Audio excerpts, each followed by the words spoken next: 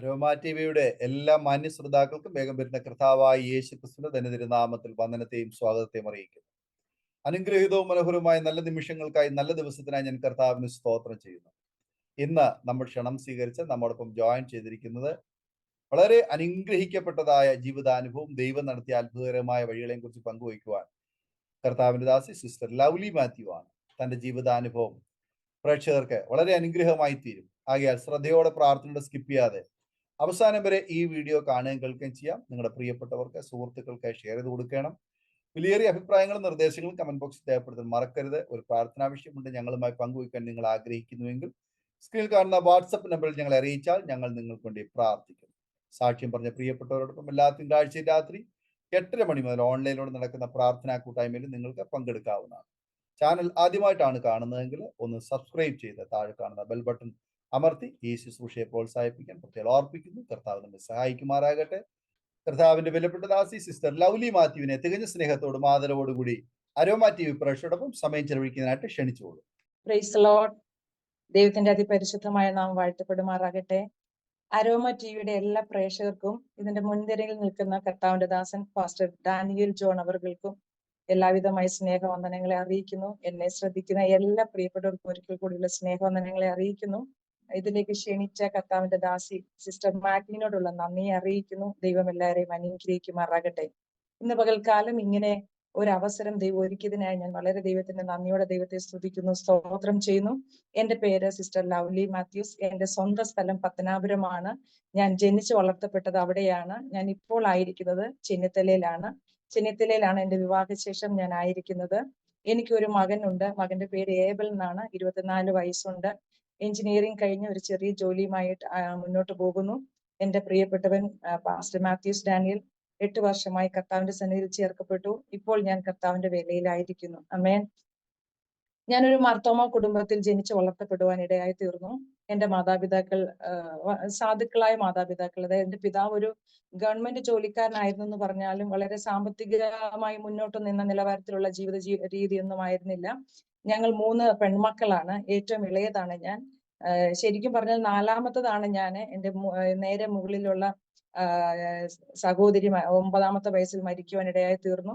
പിന്നെ ഞങ്ങൾ 3 സഹോദരിമാരാണ്. ഇപ്പോൾ എനിക്ക് 2 ചേച്ചിമാരും ഞാൻ ഏറ്റവും ഇളയ സഹോദരി. അങ്ങനെ 3 പേരാണ് എനിക്കുള്ളത്. എന്റെ പിതാവും മാതാവും ഞാൻ പറഞ്ഞതുപോലെ മർത്തോമ കുടുംബത്തിൽ ജനിച്ചു വളർത്തപ്പെടുകയുണ്ടായി. ഞാൻ ചെറിയ പ്രായം മുതൽ തന്നെ സൺഡേ സ്കൂളിനും ഒക്കെ ആക്റ്റീവ് ആയിരുന്നു. ഞാൻ സൺഡേ സ്കൂളിലൊക്കെ പഠിച്ചതാണ്. അവിടുത്തെ ചർച്ചിലെ കൊയറിനൊക്കെ ഞാൻ ആക്റ്റീവായി പ്രവർത്തിച്ചു കൊണ്ടിരുന്നതാണ്. പക്ഷെ യഥാർത്ഥത്തിൽ ഞാൻ ദൈവമായിട്ടൊരു വ്യക്തിപരമായ ബന്ധം പുലർത്തിയൊരു വ്യക്തി ആയിരുന്നില്ല. ഒരു മർത്തോമ കുടുംബത്തിൽ ജനിച്ചു വളർത്തപ്പെട്ടത് കൊണ്ട് സന്ധ്യാപ്രാർത്ഥനകൾ ഉണ്ടായിരുന്നു, ഞായറാഴ്ച പള്ളിയിൽ പോകുമായിരുന്നു എന്നുള്ളതല്ലാതെ ശരിക്കും യേശുവുമായിട്ടുള്ള ഒരു വ്യക്തിപരമായ ബന്ധം പുലർത്തിയ ഒരു വ്യക്തി ആയിരുന്നില്ല ഞാൻ. നല്ല കഷ്ടപ്പാടുകളോടുകൂടെ ജീവിച്ച ബാല്യമായിരുന്നു എന്റേത്. ഞങ്ങൾക്ക് പശുക്കറവകളൊക്കെ ഉള്ളത് കൊണ്ട് ആ വീട്ടിലെ ജോലികൾ നല്ല കാഠിന്യമേറിയ ജോലികളായിരുന്നു. അതൊക്കെ ചെയ്യണമായിരുന്നു. അങ്ങനെയായിരുന്നു എൻ്റെ സ്കൂൾ വിദ്യാഭ്യാസം കഴിഞ്ഞു പോയത്. 10ാം ക്ലാസ്സിലെ വിദ്യാഭ്യാസം കഴിഞ്ഞ് ഞാൻ വൊക്കേഷണൽ ഹയർ സെക്കൻഡറി എന്ന കോഴ്സാണ് എടുത്തത്. അത് പുന്നല എന്ന് പറഞ്ഞ സ്ഥലത്താണ് ഞാൻ പഠിച്ചത്. അതിനുശേഷം ഞാൻ നേഴ്സിംഗ് പഠിക്കാൻ വിശാഖപട്ടണത്ത് പോകുവാനിടയായി തീർന്നു. എൻ്റെ ജീവിതത്തെ തിരിച്ച ഒരു ജീവിത അനുഭവങ്ങളാണ് എനിക്ക് അവിടെ ഉണ്ടായത്. എൻ്റെ 17 വയസ്സിന് ശേഷം ഞാൻ നേഴ്സിംഗ് പഠിക്കാൻ വിശാഖപട്ടണത്ത് പഠിക്കാൻ പോയി. അവിടെ വെച്ച് മാതാപിതാക്കളുമായി മാറി നിൽക്കുമ്പോഴാണല്ലോ നമുക്ക് ഒറ്റപ്പെടലിന്റെ അനുഭവങ്ങളിലാണ് പിന്നെ നമുക്ക് ചേർത്ത് പിടിക്കാൻ ആരുമില്ലാതെ വരുമ്പോൾ നമ്മൾ ഏറ്റവും അടുത്ത് അറിയാൻ ശ്രമിക്കുന്നത് ദൈവത്തെയാണ്. ഹല്ലേലൂയ. നമ്മുടെ ഒറ്റപ്പെടലുകളിൽ, നമ്മുടെ ഭാരങ്ങളുടെ നടുവിൽ നമുക്ക് അറിയാതെ നാം ദൈവത്തോടങ്ങ് അടുത്തു പോകും. എല്ലാവർക്കും അങ്ങനെയുള്ള അവസ്ഥയാണോ എന്ന് എനിക്കറിയത്തില്ല. പക്ഷെ എനിക്ക് ദൈവമായിട്ടുള്ള ഒരു വ്യക്തിപരമായ ബന്ധത്തിലേക്ക് ഏർപ്പെടുവാൻ ഇടയായി തീർന്നത് അവിടെ വെച്ചാണ്. ഞാൻ മുന്നമേ പറഞ്ഞതുപോലെ പ്രാർത്ഥനാ ജീവിതം സാധാരണ നിലവാരത്തിലുള്ള ഒരു പ്രാർത്ഥനാ ജീവിതമേ ഉണ്ടായിരുന്നുള്ളൂ. വൈകുന്നേരങ്ങളിൽ ഒരു സങ്കീർത്തനമൊക്കെ വായിക്കും. അത് മാതാപിതാക്കളെ പേടിച്ചുള്ള വായനയാണ്. കാരണം എൻ്റെ വീട്ടിലെ നിലവാരം സന്ധ്യാപ്രാർത്ഥന മസ്റ്റാണ്. ബൈബിൾ വായിക്കണം, പ്രാർത്ഥിക്കണം, എന്നാലേ ആഹാരം തരത്തുള്ളൂ. വൈകുന്നേരം ഇപ്പൊ ഞാൻ പറഞ്ഞതുപോലെ പശുക്കറവകളൊക്കെ ഉള്ളത് കൊണ്ട് പോച്ച പറിക്കാനൊക്കെ പോകും. അത് കഴിഞ്ഞ് ക്ഷീണിച്ച് വന്ന് എവിടെങ്കിലും ഒന്ന് കിടന്നാൽ മതി എന്നുള്ള ചിന്താഗതി ഉള്ളപ്പം തന്നെ പക്ഷെ ഇത് മസ്റ്റ് ആയിരുന്നു. പ്രാർത്ഥിക്കണം, ബൈബിൾ വായിക്കണം, എന്നാലേ നമുക്ക് ആഹാരം കിട്ടത്തുള്ളൂ. അപ്പം വിശപ്പ് ഉള്ളത് കൊണ്ടും ആഹാരത്തിന് വേണ്ടിയുള്ള ഒരു പ്രാർത്ഥനയാണ്. യഥാർത്ഥത്തിൽ ദൈവത്തോട് ദൈവം നമ്മുടെ പ്രാർത്ഥന കേൾക്കും, അല്ലെങ്കിൽ നമ്മുടെ ആവശ്യങ്ങളെ നിരത്തി വെക്കാൻ പറ്റുന്ന ഒരു ഇടം ദൈവസന്നിധിയാണ്. അതൊന്നും അറിഞ്ഞിട്ടുള്ള ജീവിതം അല്ലായിരുന്നു. പക്ഷേ ഞാൻ പറഞ്ഞതുപോലെ വിദ്യാഭ്യാസത്തിനായി പുറത്തുപോയി. അവിടെ ഉള്ള അനുഭവത്തിൽ എന്നെ വളരെ ബുദ്ധിമുട്ടിയാണ് എന്റെ മാതാപിതാക്കൾ പഠിപ്പിച്ചത്. അന്നത്തെ കാലത്ത് നന്നായിട്ട് ഫീസ് കൊടുക്കാൻ വളരെ ബുദ്ധിമുട്ടി. ഞങ്ങൾ 3 സഹോദരിമാരും മാന്യമായ വിദ്യാഭ്യാസം എന്റെ മാതാപിതാക്കൾ തരുവാനിടയായി തീർന്നു. മൂത്ത സഹോദരിയാണെങ്കിലും ലാബ് ടെക്നീഷ്യൻ ആയിരുന്നു, പക്ഷെ വിവാഹ ശേഷം ജോലി ചെയ്യാനിടയായില്ല. രണ്ടാമത്തെ സഹോദരിയാണെങ്കിലും MA വരെ പഠിച്ചതാണ്, സ്കൂളിലെ ടീച്ചർ ആയിരുന്നു. അതും വിവാഹത്തിന് ശേഷം ജോലിക്ക് പോകാനിടയായില്ല. അപ്പം അതുപോലെ തന്നെ ഞാൻ നഴ്സിംഗ് കഴിഞ്ഞു. അപ്പം എന്റെ മാതാപിതാക്കളുടെ പരിമിതിക്ക് ഉള്ളിൽ നിന്ന് ഞങ്ങൾക്ക് മാന്യമായ വിദ്യാഭ്യാസം തരുവാൻ മാതാപിതാക്കൾക്ക് ദൈവം സഹായിച്ചു. അപ്പൊ അതുകൊണ്ട് തന്നെ ഞാൻ പറഞ്ഞതുപോലെ കൂടെയുള്ള കൂട്ടുകാരൊക്കെ നല്ല നിലവാരം പുലർത്തുന്ന വീടുകളിലും വന്നവരുമുണ്ട്, എന്നാൽ വളരെ സാധുക്കളായ ഭവനങ്ങളിൽ നിന്ന് വന്നവരുമുണ്ട്. അപ്പോൾ നമ്മുടെ ആവശ്യങ്ങളുടെ നടുവിൽ എല്ലായ്പ്പോഴും മാതാപിതാക്കളെ സമീപിക്കാൻ കഴിയാത്ത അവസരങ്ങളിൽ നമ്മുടെ ആവശ്യങ്ങളുടെ നടുവിൽ അറിയാതെ നാം ദൈവസന്നിധിയിൽ ദൈവത്തോട് പറയും. ഇങ്ങനെയുള്ള ഒരു ക്രിസ്തീയ ജീവിതം നയിക്കാൻ ഇടയായില്ലെങ്കിലും യേശുവിനെ അനുഭവിച്ചറിയാൻ, അല്ലെങ്കിൽ ദൈവത്തോടുള്ള സ്നേഹം വർദ്ധിക്കാൻ ഇടയായി തീർന്നു. കാരണം പഠിക്കാൻ അനവധിയുണ്ട്. പലപ്പോഴും ഫീസ് വരാൻ താമസിച്ചാൽ നമ്മൾ ഭാരപ്പെടുന്ന ജീവിതത്തിന്റെ അനുഭവങ്ങളുണ്ട്. അന്നേരമൊക്കെ ആശ്വാസം അറിയാതെ ലഭിക്കുന്നു. ദൈവസന്നിധിയിൽ ഇരിക്കുമ്പോൾ പ്രാർത്ഥിക്കുമ്പോൾ കിട്ടുന്ന ഒരു ആശ്വാസം അത് ചെറിയ കാര്യമല്ലായിരുന്നു. അങ്ങനെയാണ് യേശുവിലേക്ക്, അല്ലെങ്കിൽ ദൈവ സാന്നിധ്യത്തിലേക്ക് ഞാൻ അടുക്കുവാൻ ഇടയായി തീർന്നത്. ആമേൻ. എന്റെ കൂട്ടുകാരൊക്കെ 90% പേരും കത്തോലിക്കരാണ്. 2-3 പേർ പെന്തക്കോസുകാരാണ്. 1-2 പേർ ഹിന്ദുക്കളാണ്. ബാക്കി അങ്ങനെയുള്ള പല വിഭാഗത്തിൽപ്പെട്ടവരായിരുന്നു. പക്ഷെ അവിടെ ഞാൻ പറഞ്ഞല്ലോ, വിശാഖപട്ടണത്താണ് പഠിച്ചത്. അവിടെ ഒരു ബൈബിൾ കോളേജിൽ പഠിച്ചുകൊണ്ടിരുന്ന ചില ബ്രദർമാർ, അവര് പാസ്റ്ററാകാൻ പഠിച്ചുകൊണ്ടിരിക്കുന്ന ആ സമയത്ത് ഇതുപോലുള്ള നേഴ്സിംഗ് കോളേജുകളിൽ ചെന്ന് ഞായറാഴ്ച ഉച്ച കഴിഞ്ഞ് മീറ്റിംഗ് നടത്താൻ വേണ്ടി പെർമിഷൻ വാങ്ങിച്ചിട്ട് അവിടെയുള്ള സ്റ്റുഡൻസിന്റെ അടുത്തൊന്ന് മീറ്റിംഗ് നടത്താൻ തുടങ്ങി. സത്യത്തിൽ എനിക്ക് വചനം കേൾക്കാനൊന്നും വലിയ ഇഷ്ടമല്ല, പക്ഷെ എനിക്ക് പാട്ട് ഭയങ്കര ഇഷ്ടമായിരുന്നു.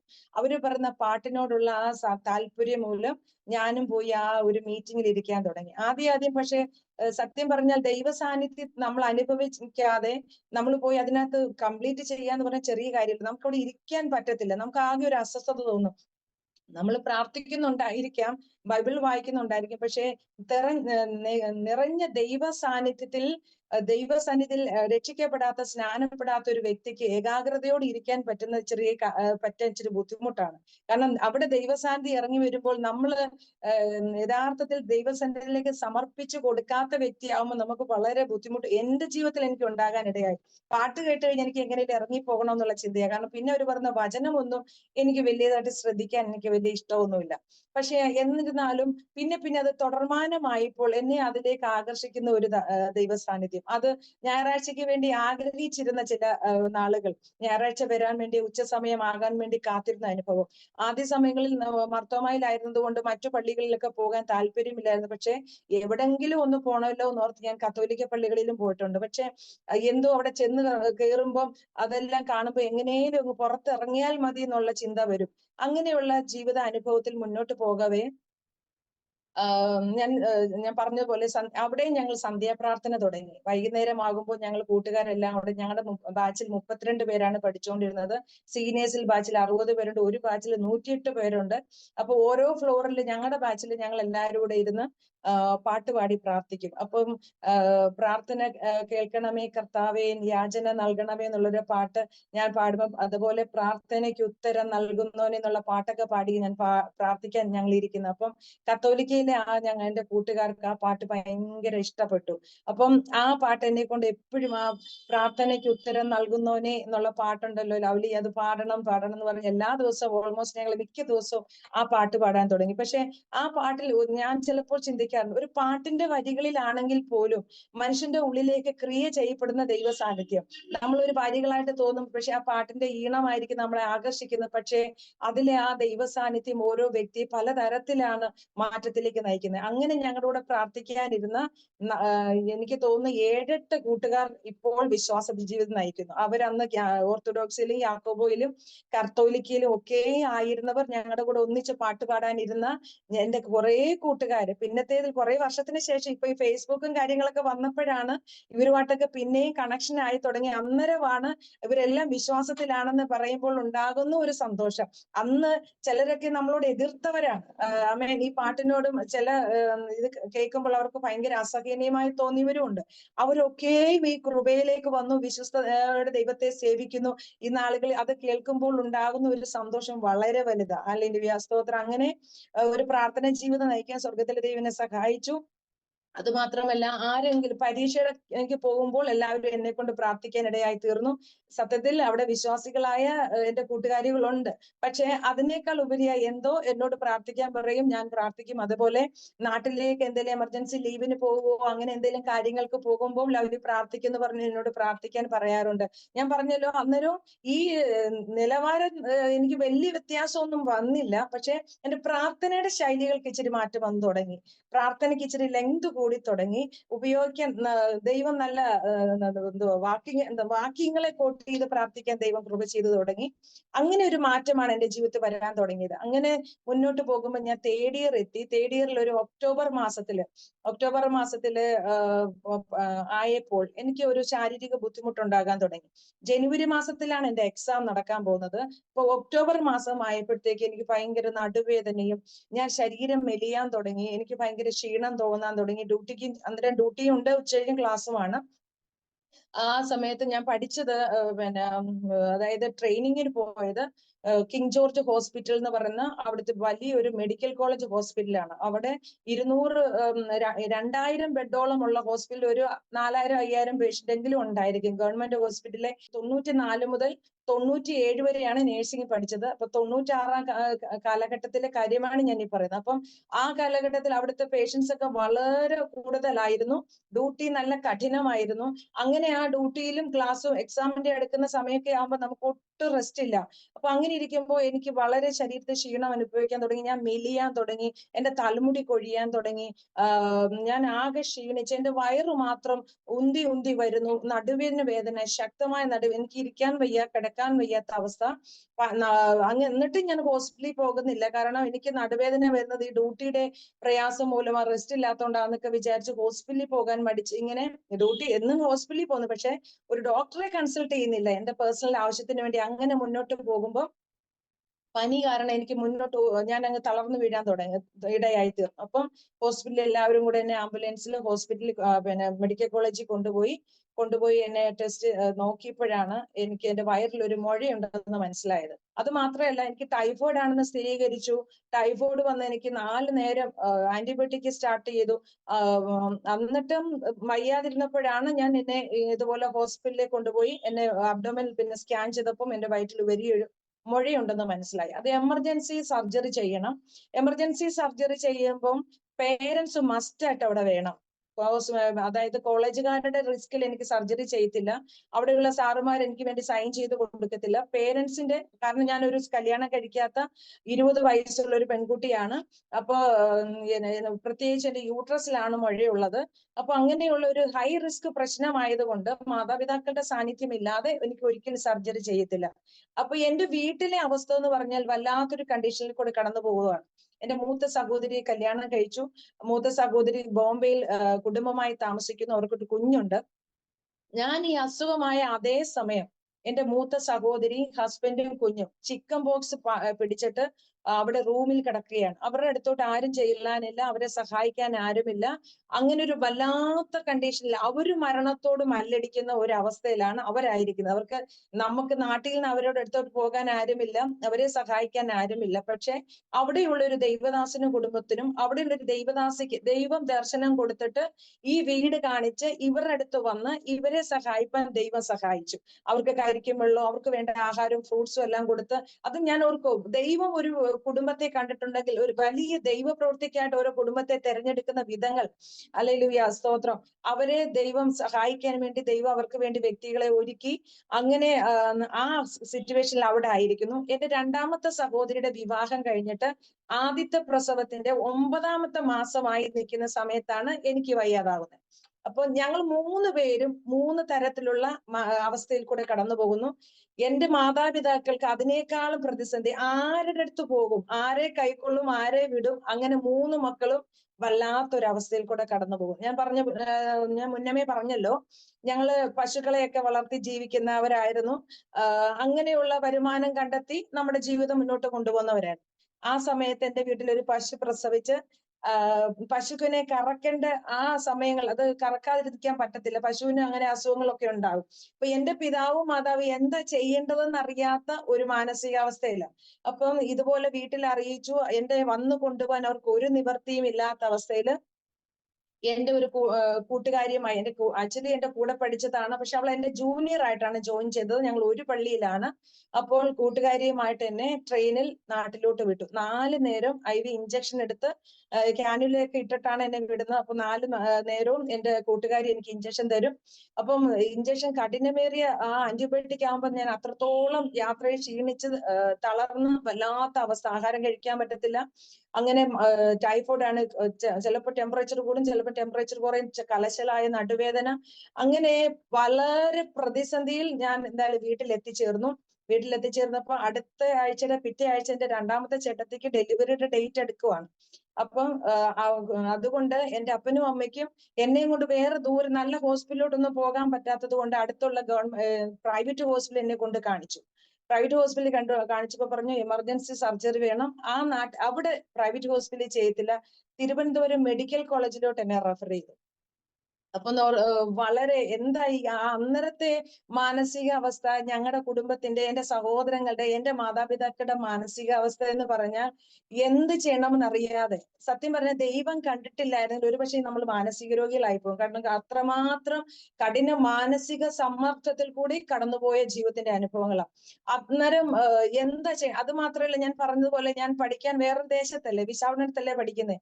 ഞാൻ പറഞ്ഞു എന്റെ ശരീരമൊക്കെ ക്ഷീണിച്ച് എന്റെ വയറൊക്കെ നല്ലതായിട്ട് ഉന്തിയൊക്കെ ഇരിക്കുക.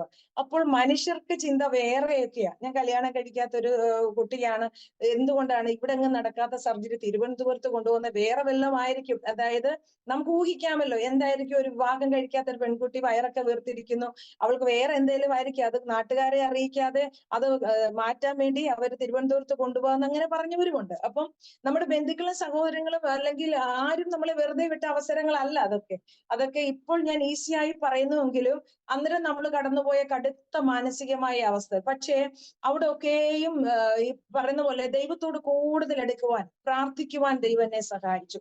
അതുകൊണ്ട് തന്നെ ആ പിന്നുള്ള ഓരോ നിമിഷവും ദൈവിക കരുതൽ, ഇത്രമാത്രം നമ്മെ കരുതുമോ, ഇത്രമാത്രം ദൈവത്തിന്റെ സാന്നിധ്യം നമ്മുടെ കൂടെ ഉണ്ടാകുമോ എന്നൊക്കെ ഞാൻ അനുഭവിക്കാനിടയായി തീർന്നു. പറഞ്ഞല്ലോ, ഹോസ്പിറ്റലിൽ എടുത്തില്ല, തിരുവനന്തപുരത്തേക്ക് റെഫർ ചെയ്തു. തിരുവനന്തപുരം മെഡിക്കൽ കോളേജിലെ അവസ്ഥയൊക്കെ നമുക്കറിയാലോ. ഒരു കട്ടിലിൽ തന്നെ വേറെ പേഷ്യന്റ് ഉണ്ടാവും, നിലത്ത് കിടന്ന് ഉറങ്ങേണ്ട അവസ്ഥയായിരിക്കും, അറ്റൻഡേഴ്സിന് ബൈസ്റ്റാൻഡേഴ്സിന് കിടക്കാൻ സ്ഥലം കാണത്തില്ല, അങ്ങനെയൊക്കെയുള്ള കണ്ടീഷൻ ആയിരിക്കും അവിടെ നിന്ന് കേട്ട് വളരെ ആകുലപ്പെട്ട് വ്യാധി പിടിച്ചാണ് നമ്മൾ അങ്ങോട്ട് പോകുന്നത്. അപ്പം മൂത്ത സഹോദരിക്ക് ഏകദേശം അവരെ ശുശ്രൂഷിക്കാൻ ആളെ കിട്ടിയതുപോലും അവര് രോഗത്തിൽ നിന്നൊക്കെ ആശ്വാസം കിട്ടി അവർക്ക് സുഖമായി വരുന്നു. രണ്ടാമത്തെ സഹോദരിയെ ശുശ്രൂഷിക്കാൻ രണ്ടാമത്തെ സഹോദരിയുടെ ഭർത്താവിന്റെ അമ്മയെ വീട്ടിലേക്കാക്കി. എന്റെ എന്റെ അനിയൻ അടുത്ത് താമസിക്കുന്നുണ്ട്, പശുവിന്റെ കാര്യങ്ങൾ നോക്കാൻ അവരെ ബന്ധുക്കളെ ഏർപ്പെടുത്തി. എന്റെ പിതാവും മാതാവും രാവിലെ പുറപ്പെടുകയാണ് തിരുവനന്തപുരം മെഡിക്കൽ കോളേജിലേക്ക്. അപ്പം എന്റെ അപ്പച്ചന് 2 അനിയന്മാരുണ്ട്. ഒരു അനിയന്റെ മകൻ എന്റെ ഒരു കസിൻ ബ്രദർ ഞങ്ങളോടൊപ്പമാണ്. അപ്പൊ ഞാൻ പറഞ്ഞ പോലെ എന്റെ അപ്പച്ചന് ഗവൺമെന്റ് ജോലിയുണ്ട്, വലിയ സാലറി ഉള്ള ജോലിയൊന്നും അല്ലായിരുന്നെങ്കിലും റേഷൻ കാർഡില് വരുമാനം കൂട്ടി അന്നേരം ആ സാലറി അനുസരിച്ചുള്ള വരുമാനമേ വെക്കാൻ പറ്റത്തുള്ളൂ. അപ്പം അവിടെ ചെന്ന് നമ്മുടെ റേഷൻ കാർഡ് കാണിക്കുമ്പോൾ നമ്മൾ തീരെ താഴ്ന്ന നിലവാരത്തിലുള്ളവരുടെ കൂട്ടത്തിലുള്ളതാണ് അങ്ങനെ വെക്കാൻ പറ്റാതെ എനിക്ക് കിട്ടിയ റൂം എന്ന് പറയുന്നത് VIP റൂം. ആക്ച്വലി അത് ദൈവത്തിന്റെ കരുതലാണോ, ദൈവം അവർക്ക് അന്നേരം ദൈവം അവരോട് ഇടപെട്ടതാണോ, ഇതിങ്ങനെ രീതി ഉണ്ടോന്നൊന്നും എനിക്കറിയത്തില്ല. സത്യത്തിൽ എനിക്ക് കിട്ടിയ റൂം എന്ന് പറഞ്ഞാൽ 4 ബെഡുള്ള റൂമില് ഞാനും എന്റെ അമ്മ, ബൈസ്റ്റാൻഡർ ആണല്ലോ അമ്മ, വേറൊരു മാതാവും മാത്രം. അപ്പൊ ആ മാതാവിന് ഹിന്ദു മാതാവാണ്. അവരുടെ കൂടെ നിൽക്കാൻ പകലങ്ങ് നിൽക്കാനോ ഒന്നും ആരുമില്ല. മക്കളൊക്കെ ഭയങ്കര പൊസിഷനിലുള്ളവരാ. പക്ഷെ ഏതാവശ്യത്തിന് അവർ തിരുവനന്തപുരത്തുള്ളവര് തന്നെയാണ്. ഏതാവശ്യത്തിന് അമ്മ വിളിക്കുമ്പോൾ ഓടി വരും. അങ്ങനെയുള്ള അവസ്ഥയാണ്. അപ്പം ഞങ്ങൾ അവരുടെ കൂട്ടത്തിന്, അമ്മയുടെ കൂട്ടത്തിന് കിട്ടിയത് ആ അമ്മയ്ക്കും അവരുടെ മക്കൾക്കും വളരെ സന്തോഷമായി. കാരണം അവർക്ക് സമാധാനത്തോടെ പോകാൻ, കൂടെ നോക്കാൻ ഒരാളൊക്കെ ഉണ്ടല്ലോ. അങ്ങനെ ഒരു അവസ്ഥയിലായി. അങ്ങനെ നല്ല റൂം കിട്ടാൻ ദൈവം സഹായിച്ചു. അത് ഞാനാ പറഞ്ഞത്, എത്രത്തോളം കരുതുന്ന ദൈവത്തിന്റെ കരുതലുകൾ ഞാൻ ആ സമയം മുതൽ അനുഭവിക്കാൻ തുടങ്ങി. അപ്പൊ അങ്ങനെ എന്നെ എന്റെ മാതാവിനെ ആക്കിയിട്ട് എന്റെ പിതാവ് തിരിച്ച് വീട്ടിൽ ചെന്നു. വീട്ടിൽ ചെന്നിട്ട് വേണം, അപ്പൊ തിരുവനന്തപുരം നിന്ന് പത്തനാപുരം എന്ന് പറഞ്ഞ ചെറിയ ദൂരമല്ല, നല്ല ദൂരമുണ്ട്. അപ്പൊ രാവിലെ പുറപ്പെട്ട് തിരിച്ച് വൈകുന്നേരം പശുവിനെ കറക്കുന്നതിന് മുമ്പ് എന്റെ പിതാവിന് എത്തിച്ചേരണം. അപ്പൊ അങ്ങനെ ഓരോ ദിവസം രാവിലെ എന്റെ ചേട്ടത്തിക്ക് ചെയ്യേണ്ട കാര്യങ്ങളൊക്കെ എന്റെ പിതാവ് ചെയ്തു കൊടുത്ത്, പുറത്തുനിന്ന് ഭക്ഷണമൊക്കെ വാങ്ങിച്ച് അവർക്ക് കൊടുത്തിട്ട് എന്റെ അടുത്തിട്ട് വരും. തിരിച്ച് ഞങ്ങൾക്ക് ചെയ്യേണ്ട കാര്യങ്ങളൊക്കെ ചെയ്തിട്ട് തിരിച്ച് വൈകിട്ട് അങ്ങനെ എന്റെ പിതാവ് ഒരുപാട് ബുദ്ധിമുട്ടുവാൻ ഇടയായി തീർന്നു. അങ്ങനെ ഇരിക്കെ എന്റെ സർജറിക്ക് പോസ്റ്റ് ചെയ്തു. കാരണം ഞാനൊരു നേഴ്സിംഗ് സ്റ്റുഡന്റ് ആയതുകൊണ്ട് ഡോക്ടേഴ്സിൽ നിന്നും നേഴ്സസിൽ നിന്നും ഒരുപാട് കെയർ എനിക്ക് കിട്ടി. ഒത്തിരി പരിഗണന എനിക്ക് കിട്ടാനിടയായി തീർന്നു. ഞാൻ അവരോട് എന്റെ എക്സാം അടുക്കുന്നു എന്ന് പറഞ്ഞത് കൊണ്ട് എനിക്ക് പെട്ടെന്ന് എന്റെ സർജറി ചെയ്ത് എന്നെ ഇതാക്കിയിട്ട് അവർ വിടാൻ എന്നെ ആഗ്രഹിച്ചു. അതുകൊണ്ട് എമർജൻസി അല്ലാത്ത സർജറികളെ നേരത്തെ ബുക്ക് ചെയ്തവരെ മാറ്റി വെച്ചിട്ട് എനിക്ക് ഡേറ്റ് തരുവാനിടയായി തീർന്നു. അങ്ങനെ ഒത്തിരി പരിഗണനകൾ എനിക്ക് ആ ഹോസ്പിറ്റലിൽ കിട്ടുവാനിടയായി തീർന്നു. അതുപോലെ കൂടെ താമസിച്ച ആ മാതാവിന്റെ മക്കൾ വരുമ്പം ഞങ്ങൾക്കുള്ള ആഹാരവും കൊണ്ടുതരും. എന്തെങ്കിലും ഒരു ആവശ്യമുണ്ടെങ്കിൽ പറഞ്ഞാൽ അതൊക്കെ ചെയ്തു തരുന്ന, അങ്ങനെ സ്നേഹമുള്ള ഒരു മാതാവിനോടൊപ്പം ഞങ്ങൾ ആ ദിവസങ്ങളിലായി തീർന്നു. ഞാൻ ഈ ബ്ലഡ് ടെസ്റ്റും കാര്യങ്ങളൊക്കെ പോകുമ്പം എല്ലാവരുടെയും ചിന്ത എന്റെ അമ്മ പേഷ്യന്റും ഞാൻ ബൈസ്റ്റാൻഡറും ആണെന്ന് എല്ലാവരുടെയും ചിന്ത. കാരണം അമ്മ അത്രത്തോളം മാനസികമായി അങ്ങ് തകർന്നു പോയി. കാരണം ഈ 3 മക്കളുടെ അനുഭവങ്ങൾ ഇങ്ങനെ ആയിരിക്കുമ്പോൾ ഒരു അമ്മയ്ക്കും പിടിച്ചു നിൽക്കാൻ കഴിയുന്നതല്ലല്ലോ. അപ്പം അമ്മ ഒട്ടും ഓക്കെ അല്ല. അമ്മയെ ഞാൻ ഇങ്ങനെ കൈ പിടിച്ച്, അമ്മ വീഴുന്നു പോകാതെ ഞാൻ അമ്മയെ ഇങ്ങനെ ചേർത്ത് പിടിച്ചുകൊണ്ട്, അമ്മയ്ക്ക് അത് തന്നെയല്ല, തനിയെ പോയി കാര്യങ്ങൾ ചെയ്യാനുള്ള അറിവുമില്ല. കാരണം ഒരു ബ്ലഡ് ടെസ്റ്റ് ഇവിടെയാണ്, എക്സ്റേ അവിടെയാണ്, അതിന്റെ റിസൾട്ട് വരുന്നത് ഇവിടെയാണ്, അതിന് അവിടെ പോണം ഇങ്ങനെ പോണം എന്ന് പറയാൻ എന്റെ അമ്മയ്ക്ക് അറിയത്തില്ല. അപ്പൊ ഈ കാര്യങ്ങളെല്ലാം അമ്മയുടെ കൈ പിടിച്ചുകൊണ്ട് ഞാൻ നടന്നു പോകുന്ന കാരണം എല്ലാരും ചിന്തിച്ചു ഞാൻ ബൈസ്റ്റാൻഡറും അമ്മ പേഷ്യന്റും ആണെന്നാ ചിന്തിച്ചത്. ഹല്ലേലൂയ. അങ്ങനെ ഓരോ സന്ദർഭങ്ങളിലും അതുപോലെ എന്റെ ബ്ലഡ് ടെസ്റ്റ് ചെയ്യാൻ വേണ്ടി എന്നെ RCCയിൽ വിട്ടു. അപ്പൊ എന്റെ RCC വിട്ടപ്പം എന്റെ പിതാവിന്റെ കൺസെന്റ് വേണമായിരുന്നു. എന്റെ പിതാവിനെ വരുത്തി. അവര് മാനസികമായിട്ട് വളരെ, അഥവാ ഇതൊരു ക്യാൻസറോ വല്ല ആണെങ്കിൽ അവർക്ക് ഉൾക്കൊള്ളാൻ പറ്റാത്ത ഒരു മാനസികമായ ബുദ്ധിമുട്ടിലായിരുന്നു അവർ. എന്നാൽ ഞാൻ പറഞ്ഞല്ലോ, വളരെ പ്രാർത്ഥിക്കാൻ ദൈവം കൃപ ചെയ്തു. ദൈവത്തിന്റെ കരുതലുകളൊക്കെ അനുഭവിക്കാനിടയായി. ഞാൻ എന്റെ മാതാവിനോടും പിതാവിനോടും പറയും, എനിക്ക് ഒന്നും സംഭവിക്കത്തില്ല, നിങ്ങൾ എന്തിനാ ഇങ്ങനെ ഭാരപ്പെടുന്നതെന്ന് പറഞ്ഞാൽ അവരെ ധൈര്യപ്പെടുത്തി ഞാൻ അവർ രണ്ടിന്റെയും കൈ പിടിച്ച് അവിടെ എല്ലാം കൊണ്ട് ബ്ലഡ് ടെസ്റ്റ് ഒക്കെ ചെയ്തു. കൃപയാൽ ഒരു കുഴപ്പവുമില്ല എന്ന് കേൾക്കുവാൻ ദൈവം സഹായിച്ചു. അങ്ങനെ പലവിധമായ പ്രതിസന്ധി കടന്നുപോയി. എന്റെ സർജറി പോസ്റ്റ് ചെയ്തു. പിറ്റേ വ്യാഴാഴ്ചത്തേക്ക് എനിക്ക് സർജറി ആണെന്ന് എനിക്ക് അറിയാനിടയായി തീർന്നു. അങ്ങനെ രാവിലെ സർജറി തലേ ദിവസം അറിയുന്നു എനിക്ക് ബ്ലഡ് വേണം, HB ഒരുപാട് കുറവാണ് എന്നറിഞ്ഞു. എനിക്ക് ബ്ലഡ് അറേഞ്ച് ചെയ്തെന്ന് ആരായി, തിരുവനന്തപുരത്ത് നിന്ന് ആരെയെ പത്തനാപുരത്ത് നിന്ന് തിരുവനന്തപുരത്ത് വരെ ആരെയെ കൊണ്ടുവരാനാ. എന്റെ മാതാപിതാവ് ഭാരപ്പെട്ടപ്പോൾ വെറുതെ ഈ അമ്മയോട് കാര്യം ഷെയർ ചെയ്തപ്പം അമ്മ ഉടനെ മകനോട് പറഞ്ഞു. മകൻ അവിടുത്തെ ഒരു എഞ്ചിനീയറിംഗ് കോളേജിലെ ലെക്ചറർ ആയിരുന്നു. അവിടുത്തെ കുറെ സ്റ്റുഡൻസിന് എന്റെ ബ്ലഡ് ബി പോസിറ്റീവ് ആണ്, ഒരു പൈന്റ് ബ്ലഡ് ആവശ്യമുള്ള എനിക്ക്, അവര് കൊണ്ടുവന്ന ഒരു 20 പേരോളം പിള്ളേരെയും കൊണ്ടാ വന്നേ. അപ്പൊ എത്ര ഏതെങ്കിലും മാച്ച് ആകാതെ പോയാൽ ആരെങ്കിലും ശരിയാകണം, ഒരു പ്രയാസം ഉണ്ടാകാതിരിക്കാൻ വേണ്ടി, മാച്ച് ആകാൻ വേണ്ടി 20 പേരെയും കൊണ്ടുവന്ന് ഇവർ 20 പേരും ബ്ലഡ് കൊടുത്തു. ആക്ച്വലി ആ ഹോസ്പിറ്റലിലേക്ക് തന്നെ ഗുണമായി തീർന്നു. അമ്മേ, എനിക്ക് വേണ്ടി ഒരാളെ ആവശ്യമുള്ളായിരുന്നെങ്കിൽ ആ ഹോസ്പിറ്റലിൽ എത്രയോ പേഷ്യൻസിന് അത് ഗുണമായി തീർന്നു. നോക്കണേ, ദൈവത്തിന്റെ സ്നേഹവും കരുതലും എത്ര മാത്രം വലുതാണെന്ന് ആ സന്ദർഭത്തിലും അനുഭവിച്ചിടയായി തീർന്നു. അപ്പം സർജറി പോസ്റ്റ് ചെയ്തു. നാളെയാണ് എന്റെ സർജറി.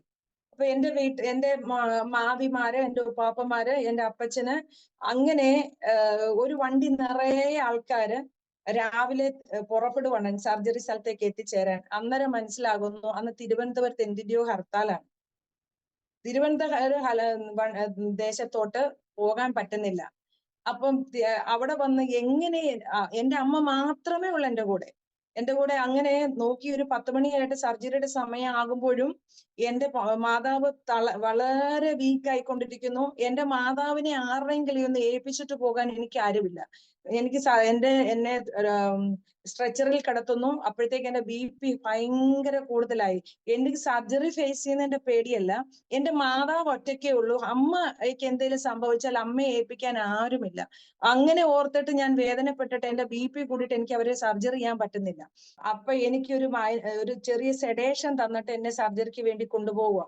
അപ്പൊ എന്റെ ഒരു പ്രാർത്ഥന, എന്റെ പിതാവിനെ ഒന്ന് കാണണം, അത് പോകുന്നതിന് മുമ്പ് കാണണം എന്നൊക്കെ ആഗ്രഹമാണ്. പക്ഷെ നടക്കുന്നില്ലല്ലോ, അവർക്ക് വരാൻ പറ്റുന്നില്ലെന്ന് അറിഞ്ഞു.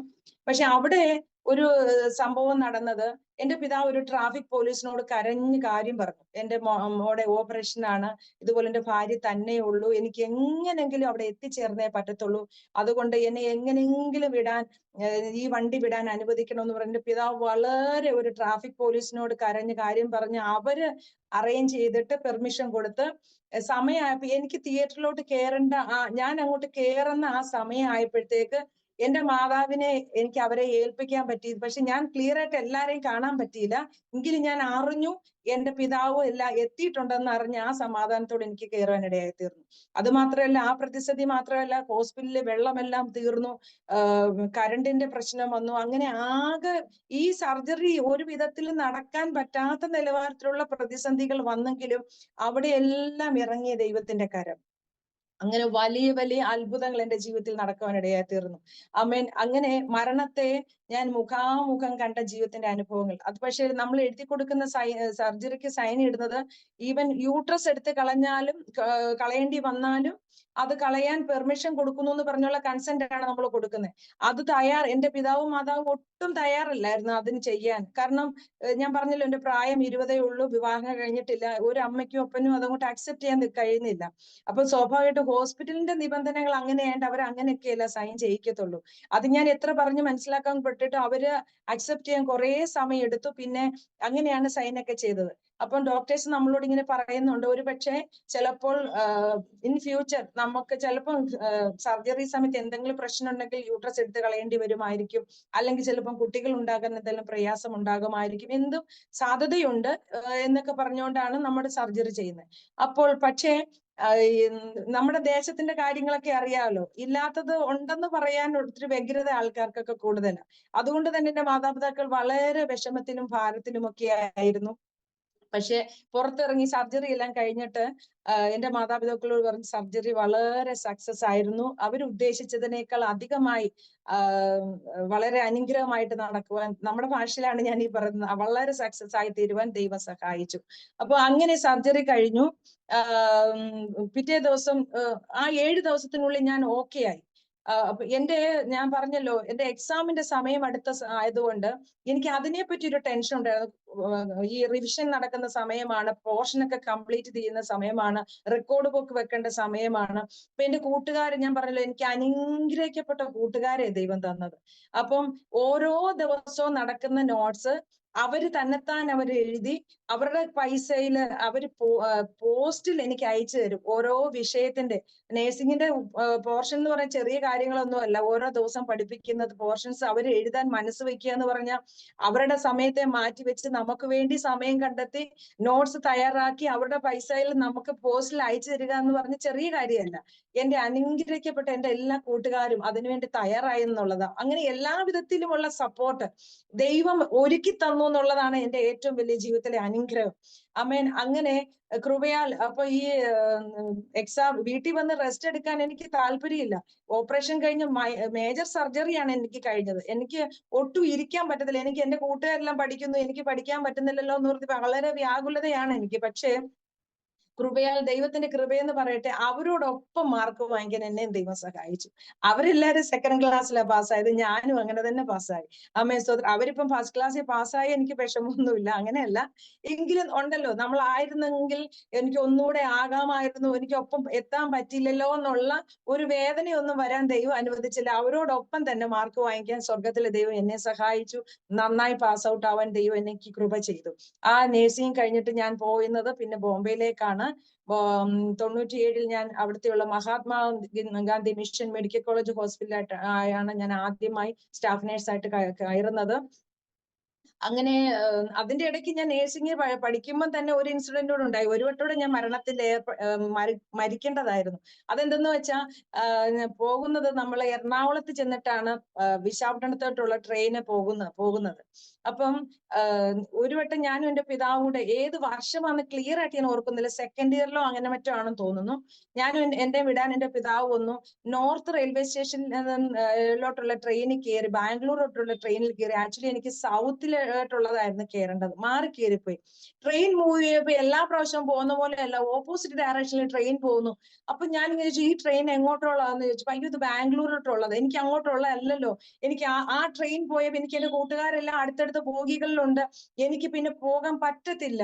അങ്ങനെ ഇരിക്കുന്ന സമയത്ത് ഞാൻ അപ്പച്ചനോട് പറഞ്ഞു, അപ്പച്ചാ, ഇത് നമ്മൾ ട്രെയിൻ മാറിപ്പോയി, ഇനി എന്താ ചെയ്യുന്നത്? അപ്പൊ അതോ ഒരു വർഷത്തിൽ ഒരു ലീവേ ഉള്ളൂ. പണ്ടത്തെ പോലെ ഇപ്പോഴത്തെ പോലെയുള്ള സിറ്റുവേഷൻ അല്ല, വർഷത്തിൽ ഒരു ലീവേ ഉള്ളൂ. അത് ഒരു മാസം നമുക്ക് താമസിക്കാൻ പറ്റും. അപ്പം ഉള്ള അച്ചാറും ചമ്മന്തിപ്പൊടി അങ്ങനെയുള്ള കാര്യങ്ങളൊക്കെ ഉണ്ട്. അവിടുത്തെ ഫുഡ് അറിയാമല്ലോ, മാക്സിമം നമ്മൾ അതുകൊണ്ടാ പോകുന്നത്. അപ്പൊ നല്ല വെയിറ്റ് ഉണ്ട് എന്റെ കയ്യില്, 2 ബാഗ് ഉണ്ട്. അപ്പൊ അപ്പച്ചന് ഒരെണ്ണം പിടിച്ചിട്ടുണ്ട്, ഞാനും ഒരെണ്ണം. ഞാൻ പറഞ്ഞു, അപ്പച്ച ട്രെയിൻ സ്ലോയിലാണ്, ഫാസ്റ്റ് ആവുന്നതിന് മുമ്പ് നമുക്കങ്ങ് ചാടിയാലോ എന്ന് പറഞ്ഞു. അപ്പച്ചൻ അങ്ങ് ചാടി, നന്നായിട്ട് എത്തി. അടുത്ത എന്റെ ഊഴമ. ഞാൻ ചാടാൻ തുടങ്ങിയതുമില്ല, ട്രെയിൻ ഇച്ചിരി സ്പീഡ് കൂടി, ഒറ്റ ചാട്ടം ചാടി. ഞാൻ ആ ലഗേജോട് കൂടി ചാടി ചെന്ന് നിൽക്കുന്ന ഒരു പോലീസുകാരന്റെ മുമ്പിലാ. 2-3 സ്റ്റെപ്പ് ഇങ്ങനെ ആഞ്ഞാഞ്ഞാഞ്ഞ് മുന്നോട്ട് ചെന്ന് നിൽക്കിയ പോലീസുകാരന്റെ മുമ്പിലാ. ആ മനുഷ്യൻ എന്നെ കൊന്നില്ലെന്നേ ഉള്ളൂ. കാരണം നീ എന്നാ ഇങ്ങനെ മനുഷ്യന് പണി ഒപ്പിക്കാൻ വേണ്ടിയാണ്, ഇങ്ങനെ ആരെങ്കിലും ചെയ്യുമോ എന്നൊക്കെ ചോദിച്ചു എന്നെ ആ മനുഷ്യൻ കുറെ വഴക്കൊക്കെ പറഞ്ഞു. പക്ഷെ ദൈവം എന്നെ താങ്ങി. ഞാൻ എപ്പോഴും ചിന്തിക്കും, ട്രെയിൻ യാത്രകളൊക്കെ ചെയ്യുമ്പോൾ അറിയാതെ കാൽ വഴുതിയവർ, ഒന്ന് അശ്രദ്ധയായിട്ടുള്ളവരെല്ലാം ഇതിനകത്ത് പോയി മരിച്ച അവസ്ഥകളൊക്കെ നാം കാണാറുണ്ട്. പക്ഷെ ഇത്ര സ്പീഡിൽ ഓടാൻ തുടങ്ങി ട്രെയിനിൽ നിന്ന് എടുത്ത് ചാടി പ്ലാറ്റ്ഫോമിൽ ഒരു കുഴപ്പം പറ്റിയില്ല. അന്ന് പിന്നെ കൊച്ചു പ്രായമല്ലേ, നമുക്ക് ആരോഗ്യത്തിന് പ്രശ്നമൊന്നുമില്ല. പക്ഷെ എന്റെ അപ്പച്ചന് നല്ല പ്രയാസം ഉണ്ടായതെങ്കിലും ദൈവം അപ്പച്ചനെയും താങ്ങി എന്നെയും താങ്ങി. ലഗേജോട് കൂടി, ലഗേജിനും കുഴപ്പം വന്നില്ല. എന്റെ കാലിടറാൻ പോലും ദൈവം സമ്മതിച്ചില്ല. ഇച്ചിരി വഴക്ക് കേട്ടെന്ന് മാത്രമേ ഉള്ളൂ. അങ്ങനെയാ ഞാൻ പറഞ്ഞത്. അങ്ങനെ പല പ്രതിസന്ധികൾ ജീവിതത്തിൽ കടന്നു വന്നു. അതിന്റെ മുമ്പിലും കർത്താവ് കൃപയാൽ നിർത്തി എന്ന് പറയാൻ ഞാൻ സൂചിപ്പിച്ചെന്ന് മാത്രമേ ഉള്ളൂ. ആമേൻ. ഞാൻ ജോലിയോട് ആമേൻ ബോംബെയിൽ ആവാൻ ദൈവം സഹായിച്ചു. അവിടെ 3 വർഷക്കാലം ജോലി ചെയ്യുവാൻ കർത്താവ് കൃപ ചെയ്തു. അങ്ങനെ ഇരിക്കുമ്പോഴാണ് ഞാൻ പറഞ്ഞല്ലോ, ഈ ഇങ്ങനെയൊക്കെ ദൈവ സാന്നിധ്യം അനുഭവിച്ചെങ്കിലും ഞാൻ പെന്തക്കോസ്ത് ചർച്ചിൽ പോകാനും എനിക്ക് ഇഷ്ടമില്ല. മർത്തോമ വിട്ടുള്ള പരിപാടിയൊന്നും എനിക്കിഷ്ടമല്ല. അവിടെ നിന്നുകൊണ്ടുള്ള ദൈവവും ദൈവസ്നേഹവും ദൈവത്തിന്റെ കരുതലും, ഞാൻ സ്നാനപ്പെടാതാണെങ്കിലും എന്നെ ദൈവം ഇത്രത്തോളം സഹായിച്ചു. അപ്പൊ ഇങ്ങനെ അങ്ങ് പോയാൽ മതി, ഇതായിരുന്നു എന്റെ താല്പര്യം. അപ്പൊ ഞാൻ ആദ്യമേ പറഞ്ഞ പോലെ ചേച്ചിക്ക് ഈ പ്രയാസം വന്നപ്പം ഒരു ദൈവദാസി ഇങ്ങനെ സഹായിക്കാൻ തുടങ്ങി. അതിനുശേഷം അവര് പ്രാർത്ഥനയ്ക്ക് പോകാൻ തുടങ്ങി. ഞങ്ങൾ ആരും അറിയാതെ ചേച്ചിയും ഹസ്ബൻഡും സ്നാനപ്പെട്ടു. ഞങ്ങൾക്ക് ആർക്കും ആ കാര്യം അറിയത്തില്ല, എന്നോടൊന്നും അത് പറഞ്ഞിട്ടില്ല. കാരണം ഞാൻ ഇതിനോട് ഒരുപാട് എതിർക്കുന്ന കൂട്ടത്തില്ല. എനിക്ക് ഇതിനോട് ഒട്ടും താല്പര്യമില്ല. പക്ഷെ ദൈവസ്നേഹത്തിൽ ജീവിക്കണം. പക്ഷെ പെന്തക്കോസ്തിൽ പോകാൻ എനിക്ക് ഒട്ടും താല്പര്യം. അതുകൊണ്ട് തന്നെ എന്നോട് ഇതൊന്നും പറഞ്ഞിട്ടില്ല. അപ്പൊ അങ്ങനെ ഞാൻ ചേച്ചിയുടെ അടുത്താണ് ബോംബെക്ക് ചെന്ന് താമസിക്കാൻ തുടങ്ങിയത്. അപ്പൊ ഞായറാഴ്ച ഞാൻ ആദ്യം ചോദിച്ചത് മർത്തോമ പള്ളി എവിടാന്ന്. അപ്പൊ എന്റെ അമ്മാമ്മ പറഞ്ഞു, മർത്തോമ പള്ളി ഒന്നും ഇവിടെ അങ്ങനെ ഒരു സംഭവങ്ങളൊന്നുമില്ല, നീ വരുന്നെങ്കിൽ ഞങ്ങളുടെ കൂടെ ആരാധനയ്ക്ക് വാ. പക്ഷെ ഈ ഞായറാഴ്ച മുടക്കി ശീലമില്ലാത്തത് കൊണ്ട് ഞായറാഴ്ച പ്രാർത്ഥനയ്ക്ക് പോയില്ലെങ്കിൽ നമ്മൾ എന്തോ ഒരു തെറ്റ്, എന്തോ ജീവിതത്തിൽ ഒരു പ്രയാസമാണെന്നുള്ള ആ ഒരു ഭാരം ഉള്ളത് കൊണ്ട് ആരാധനയ്ക്ക് പോകണം. അപ്പൊ അങ്ങനെയാണ് അവരുടെ കൂടെ പ്രാർത്ഥനയ്ക്ക് പോകാൻ തുടങ്ങിയത്. ശരിക്കും പറഞ്ഞാൽ ഞങ്ങൾ പോകുന്നത് എല്ലാം ഒരു സ്കൂളിലാണ്, സെന്റ് ജോസഫ് എന്നൊരു സ്കൂളിലാണ് അവിടെ ആരാധന നടക്കുന്നത്. ഓരോ ക്ലാസ് മുറിയിലും ഓരോ വിഭാഗക്കാരുണ്ട്. അവിടെ മാർത്തോമക്കാരുടെ പ്രാർത്ഥനയുണ്ട്, ഓർത്തഡോക്സിന്റെ ഉണ്ട്, എല്ലാം ഓരോരോ ബിൽഡിങ്ങിലാന്ന് മാത്രമേ ഉള്ളൂ. ഇത് അമ്മാമ്മയ്ക്ക് അറിയാം. പക്ഷെ ഞാൻ എങ്ങനെയും അതിന് പോകാതെ ഇതിന് വരാൻ വേണ്ടി ഇല്ല എന്ന് പറഞ്ഞ് എന്നെ അങ്ങ് കൂടെ കൊണ്ടുപോകാൻ പോയി. ഞാൻ അവിടെ പോയി പ്രാർത്ഥനയ്ക്ക് ഇരിക്കും, സാക്ഷ്യമൊക്കെ പറയും. പക്ഷെ സ്നാനപ്പെടുന്ന കാര്യം എന്നോട് പറയരുതെന്ന് ഞാൻ ആദ്യമേ പറഞ്ഞിട്ടുണ്ട്. പക്ഷെ ഈ അവിടെ ഉപവാസ പ്രാർത്ഥനയ്ക്കൊക്കെ വരുമ്പം ദൈവദാസന്മാരൊക്കെ എന്നോട് പറയും, സഹോദരി, ഒരു വിശ്വാസിയായ ഒരു ദൈവ പൈതലുമായിട്ടുള്ള ഒരു വിവാഹവും നിനക്ക് നടക്കുന്നത്. അല്ലാത്തൊരു വിവാഹമാണെങ്കിൽ നിന്റെ ജീവിതത്തിൽ വളരെ പരാജയം ഉണ്ടാകും. അപ്പൊ ഞാൻ പറയുന്നത്, പിന്നെ അല്ലാത്ത കല്യാണം കഴിച്ചവരാരും ഇങ്ങനെ രക്ഷപ്പെടാതിരിക്കും, അവർക്കൊക്കെ ഏതാണ്ട് സംഭവിച്ചോ? ഇത് വിശ്വാസിയായ കല്യാണം കഴിച്ചവർ മാത്രമേ ഈ ഭൂമിയിൽ ജീവിക്കുന്നു എന്നുള്ളതൊക്കെയാണ് എന്റെ ക്വസ്റ്റ്യൻ. അന്നത്തെ നമ്മുടെ അറിവില്ലായ്മയാണല്ലോ. ഞാൻ ശരിക്കും തർക്കിക്കുമായിരുന്നു. പക്ഷെ അവര് പിന്നെ അധികം ദേവദാസന്മാരൊന്നും പറയത്തില്ല. പക്ഷെ കൃപയാൽ ഒരു ദിവസം നാട്ടിൽ ലീവിന് വന്നപ്പം എന്റെ അങ്ങനെ ഇരിക്കെ എന്റെ മൂത്ത ചേട്ടത്തിയുടെ ഹസ്ബൻഡിന് അസുഖമായി. അവർ ബോംബെ വിടുവാനിടയായി തീർന്നു. നാട്ടിലോട്ട് അവര് ഷിഫ്റ്റ് ചെയ്തു. അപ്പൊ ഞാൻ പിന്നെ ഹോസ്റ്റലിൽ താമസിക്കാൻ തുടങ്ങി. എങ്കിലും കൂട്ടായ്മയുള്ള ബന്ധം വിട്ടില്ല. കാരണം എനിക്ക് പിന്നെ അവിടെ പരിചയക്കാരുമില്ല. ആ ചർച്ചിലെ ഉള്ളവരും പാസ്റ്ററും കുടുംബവും അവിടുത്തെ വിശ്വാസികളും സഹോദരങ്ങളെല്ലാം എന്റെ സഹോദരങ്ങളാണ്. നല്ല ആഴമേറിയ ബന്ധമാണ്. കോട്ടേജ് മീറ്റിങ്ങിന് പോകും. ഈവനിങ് ഡ്യൂട്ടി അല്ലാതെ മോർണിംഗ് ഡ്യൂട്ടി ഉള്ളപ്പം പെർമിഷൻ എടുത്ത് എന്നെ കൊണ്ടുപോകും, കൊണ്ടുവിടും. അങ്ങനെ നല്ല ആഴമേറിയ സഹോദര ബന്ധങ്ങൾ എനിക്ക് അവിടെയുണ്ട്. പക്ഷെ സ്നാനം മാത്രം എനിക്കുള്ളതല്ല എന്നുള്ള രീതിയാണ്. അങ്ങനെ ഇരിക്കെ ഞാൻ ലീവിന് വന്നപ്പം പത്തനാപുരം IPC ചർച്ചിലാണ് എന്റെ ചേച്ചിയൊക്കെ പോകുന്നത്. അവിടെ 21 ദിവസം ഫാസ്റ്റിംഗ് നടക്കുക. അപ്പൊ എന്റെ ചേട്ടത്തി എന്നോട് പറഞ്ഞു, നീ വെറുതെ ഇരിക്കുവല്ലേ, എന്റെ കൂടെ ഒന്ന് പ്രാർത്ഥനയ്ക്ക് ഞാൻ തോട്ടത്തിൽ കൂടെ ഒക്കെ തന്നെ പോകണ്ടേ എന്ന് പറഞ്ഞ അമ്മാമ്മയ്ക്ക് കൂട്ടിന് പോയതാ. അങ്ങനെ പ്രാർത്ഥനയ്ക്ക് പോകാൻ തുടങ്ങി. അപ്പൊ ശനിയാഴ്ച വൈകുന്നേരം ഇങ്ങനെ ശനിയാഴ്ച പകൽ സമയത്ത് ഉപവാസ പ്രാർത്ഥനയ്ക്ക് ശേഷം ദൈവദാസൻ പറഞ്ഞു, നാളെ അല്ല അടുത്ത ആഴ്ച സ്നാനം നടക്കുന്നുണ്ട്. സ്നാനപ്പെടാൻ ആരെങ്കിലും താല്പര്യം ഉണ്ടെങ്കിൽ നാളത്തെ സഭായോഗത്തിൽ എഴുന്നേറ്റ് നിന്ന് സാക്ഷ്യം പറയണം എന്ന് പറഞ്ഞു. അപ്പം എന്നോട് ആരും പറഞ്ഞിട്ടില്ല സ്നാനപ്പെടണമെന്ന്. ഒരു മനുഷ്യനും എന്നെ കമ്പൽ ചെയ്തിട്ടില്ല, ആരും എന്നോട് പറഞ്ഞില്ല. പക്ഷെ നമ്മളെ ആരാണ്ട് പിടിച്ചു പോക്കുന്നത് പോലെ സാക്ഷ്യത്തിന്റെ സമയമായപ്പോ ഞാൻ അങ്ങ് എഴുന്നേറ്റ് നിന്നു. ഞാൻ എഴുന്നേറ്റിരുന്ന് എനിക്ക് സ്നാനപ്പെടണം എന്ന് പറഞ്ഞു. എന്താണ് പറയുന്നത്, നമ്മളെ ആരാണ്ട് പിടിച്ചു പൊക്കി ഒരു അറിയാതെ ചെയ്ത സംഭവം പോലെ ഞാൻ എഴുന്നേറ്റ് സാക്ഷ്യം പറഞ്ഞു. വീട്ടിൽ ചെന്ന് ഞാൻ ആദ്യം ചെയ്ത സംഭവം എന്നോട് ആരും പറഞ്ഞില്ല. അന്ന് എനിക്ക് വള, മാല, കമ്മല്, മോതിരം സംഭവങ്ങളെല്ലാം ഇട്ടിട്ടുള്ള കാരണം ഇതൊക്കെ നമ്മൾ ജോലിയൊക്കെ ചെയ്യുവാണല്ലോ. അപ്പൊ അങ്ങനെ ഇഷ്ടമുള്ള കാര്യങ്ങളൊക്കെ കൊച്ചുനാളിൽ നടക്കാത്തതൊക്കെ ഇഷ്ടമുള്ള കാര്യങ്ങളെല്ലാം നമ്മുടെ സാലറി കൂട്ടി വെച്ച് ഇങ്ങനെ വാങ്ങിക്കുക പരിപാടികളൊക്കെ. അപ്പൊ അങ്ങനെ നല്ല രീതിയിൽ പോകുന്നു. പക്ഷെ ഇതൊന്നും ആരും പറയാതെ ഞാൻ ചെന്ന് സ്നാനത്തിന് സമർപ്പിച്ച് സാക്ഷ്യം പറഞ്ഞ് ആദ്യം ചെയ്ത സംഭവം ഞാൻ ഇതെല്ലാം ഊരുക എന്നുള്ളത്. അപ്പോഴാണ് എന്റെ മാതാപിതാക്കൾക്ക് ഈ കാര്യം ഇത്ര സീരിയസ്നെസ് മനസ്സിലായി. ഞാൻ സ്നാനപ്പെടുവോന്നോ, ഇനി അവള് പള്ളിയിൽ പോകത്തില്ലേ, ഇനിയിപ്പം ബന്ധുക്കളും അവരെല്ലാം എന്തോ ചെയ്യും, ഒന്നാമതൊരു കല്യാണം കഴിക്കാത്ത പെങ്കൊച്ചാന്നൊക്കെ പറഞ്ഞുള്ള ആ പ്രയാസങ്ങളൊക്കെ. അപ്പൊ അതിന്റെ ഇടയ്ക്ക് ഞാൻ ഒരു കാര്യം വിട്ടുപോയി. ഞാൻ ഈ കാര്യം ഇവിടെ പറഞ്ഞോട്ടെ. ഞാൻ പറഞ്ഞില്ലേ, ഹോസ്പിറ്റലിലായിരുന്നപ്പോ എന്റെ രണ്ടാമത്തെ സഹോദരി ഡെലിവറിക്ക് വന്ന് നിൽക്കുമായിരുന്നു എന്ന് പറഞ്ഞില്ലേ. എന്റെ അമ്മ അവിടെ ഒക്കെ വെച്ച് പ്രാർത്ഥിക്കുമായിരുന്നു. ഞാൻ ചെന്ന് കഴിയാതെ എന്റെ മോളുടെ ഡെലിവറി നടക്കല്ലേ കർത്താവേ എന്ന് ഇങ്ങനെ പ്രാർത്ഥിക്കുമായിരുന്നു. അപ്പൊ എന്നെ ഡിസ്ചാർജ് ആക്കി വീട്ടിൽ കൊണ്ടുവന്നു. എന്റെ ആ ലഗേജ് എല്ലാം വെച്ചു. എന്റെ അമ്മ ഒന്ന് കുളിച്ചു, ആഹാരം കഴിച്ചു കഴിഞ്ഞപ്പോ എന്റെ ചേട്ടത്തേക്ക് ഡെലിവറി പെയിൻ തുടങ്ങി. അപ്പൊ അങ്ങനെ അതും ഏറ്റവും അനുഗ്രഹമായി നടന്നു. ഞാൻ ഈ ഇടയ്ക്ക് ഓർത്തപ്പോഴാണ് ഞാനത് കയറി പറഞ്ഞത്. കാരണം ദൈവത്തിന്റെ ആ കരുതലൂടെ പറയാതിരിക്കാൻ പറ്റത്തില്ല. അതാണ് ഇപ്പൊ ഇത് ഓർത്തപ്പോ ഞാൻ അതും പറഞ്ഞു. അങ്ങനെ അപ്പൊ നമ്മൾ എന്ത് ദൈവത്തോട് യാചിച്ചാലും നമ്മുടെ അവസ്ഥകളെ അറിഞ്ഞ് നമുക്ക് വേണ്ടി പ്രവർത്തിക്കുന്ന ഒരു നീതിയുള്ള ദൈവം, കരുതുന്ന ദൈവം, അത് പല സന്ദർഭങ്ങളിൽ ഞങ്ങൾക്ക് അറിയാനിടയായിത്തീർന്നു. അങ്ങനെ ഞാൻ പറഞ്ഞല്ലോ, ഞാൻ സ്നാനപ്പെട്ടു. ഞായറാഴ്ച രാവിലെ എന്റെ മാതാവും പിതാവും ഞാൻ പറഞ്ഞു സ്നാനം കാണാൻ അപ്പച്ചനും അമ്മയും വരണമെന്ന് പറഞ്ഞു. അന്ന് ഞായറാഴ്ച ആദ്യമായിട്ട് ചർച്ചിൽ വരുവാണ്. എന്റെ സ്നാനവും കാണണം, അങ്ങനെ വന്നതാ. പിന്നെ കൃപയാൽ പള്ളിയിൽ പോകാൻ ഇടയായിട്ടില്ല.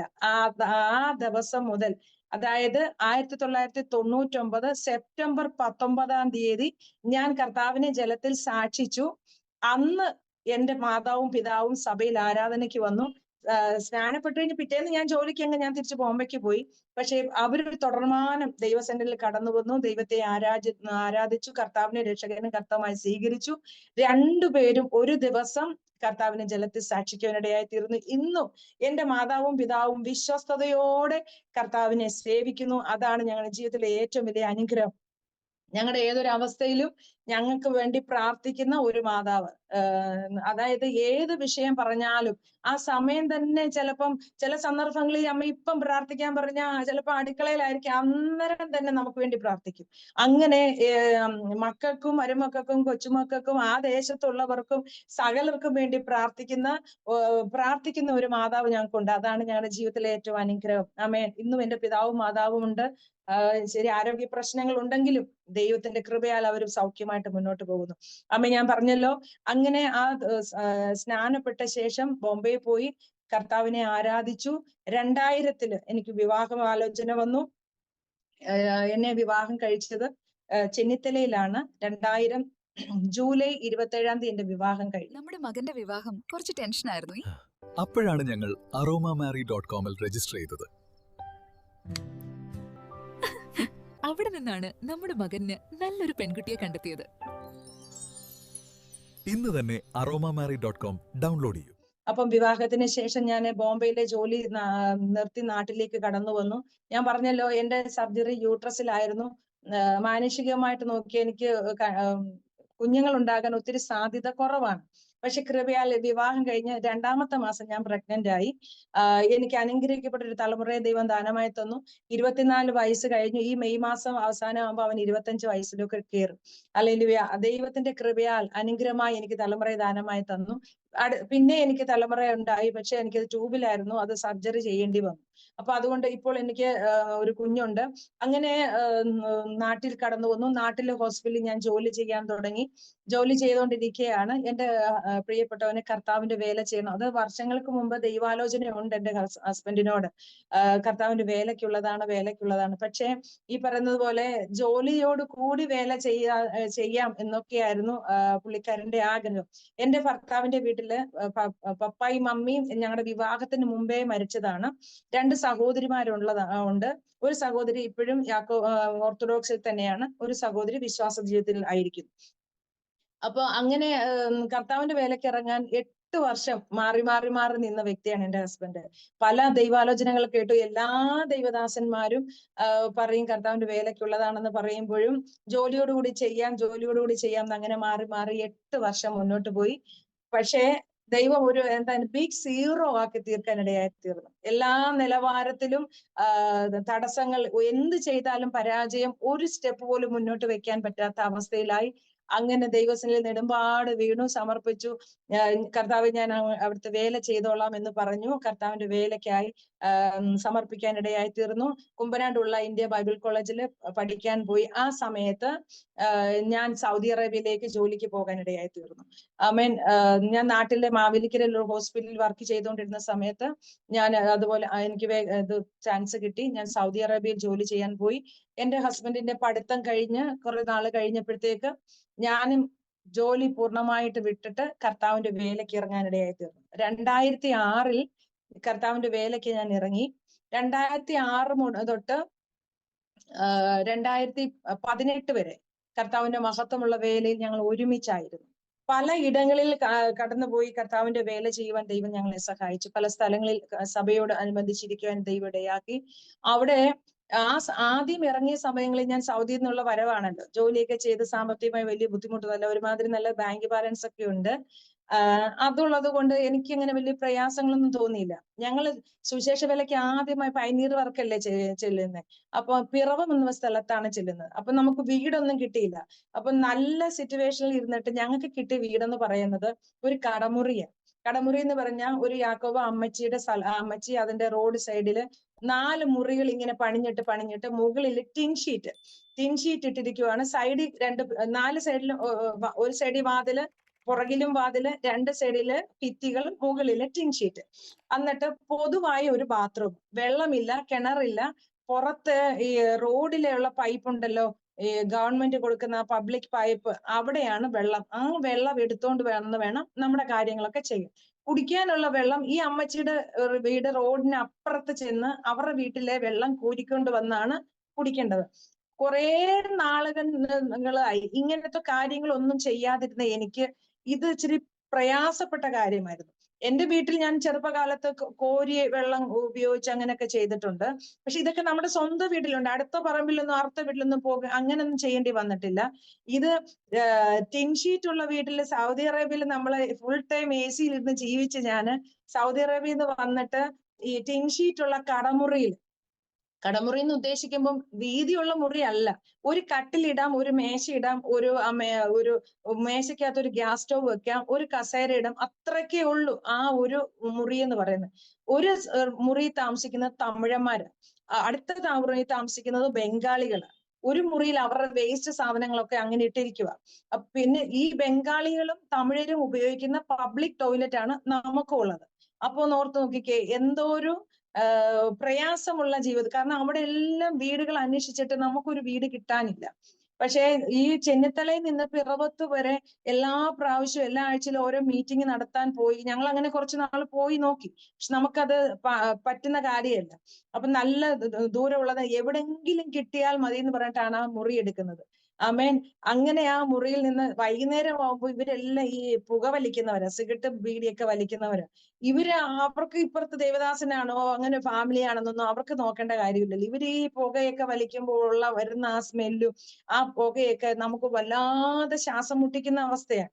അത് മാത്രമല്ല, പകലെന്ന് നേരം വെളുത്ത ഒരു 8 മണി 9 മണി ആയിക്കഴിഞ്ഞാൽ ചൂട് സഹിക്കാൻ നമുക്ക് പറ്റത്തില്ല. പക്ഷേ അവിടെ ഞാൻ മനസ്സിലാക്കിയ ഒരു കാര്യം എന്ന് പറഞ്ഞാൽ, ചൂടാന്ന് നമ്മൾ പറയുമ്പോൾ തന്നെ നമ്മുടെ ശരീരത്തോട്ട് അത് ബാധിക്കുന്നില്ല, അസ്വസ്ഥത തോന്നുന്നില്ല.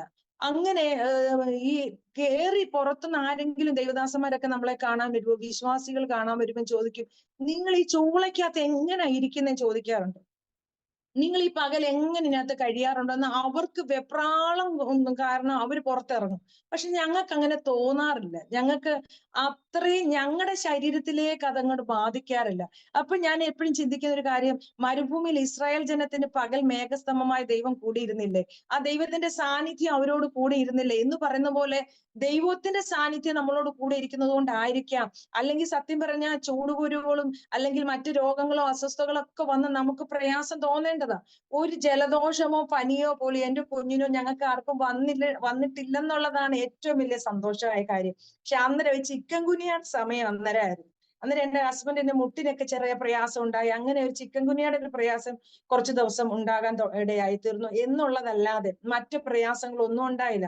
പക്ഷെ അവിടെ ഇരുന്ന് ഞങ്ങൾ ദൈവത്തോട് പറയും, കർത്താവേ, അപ്പുറത്തുള്ള ഇപ്പുറത്തുള്ള മുറികളൂടെ നമുക്ക് കിട്ടിയിരുന്നെങ്കിൽ ഈ അവരുടെ പുകവലിയുടെ പ്രശ്നം ഒക്കെ ഒന്ന് കുറഞ്ഞു കിട്ടുമായിരുന്നു എന്നൊക്കെ ഇങ്ങനെ പ്രാർത്ഥിച്ചു. എന്തെന്നറിയത്തില്ല, പ്രാർത്ഥനയിലായിരിക്കും അവരും ആ മുറി വിട്ടുപോയി, ഇപ്പുറത്തെ തമിഴരും വിട്ടുപോയി, ബംഗാളികളും വിട്ടുപോയി. ഞങ്ങൾ ആ 3 മുറികൾ ഇങ്ങ് വാടകയ്ക്ക് എടുത്തു. ഹല്ലേലൂയ, സ്തോത്രം. എന്നിട്ട് ഞങ്ങൾ അവിടെ ഒരു മുറിയില്, അതുവരെ ഒരു വീട്ടിലായിരുന്നു നമ്മൾ പ്രാർത്ഥന നടത്തിക്കൊണ്ടിരുന്നത്. ആ ഒരു മുറിയെ നമ്മുടെ പ്രാർത്ഥന മുറിയാക്കി അവിടെ പ്രാർത്ഥന വെക്കാൻ തുടങ്ങി.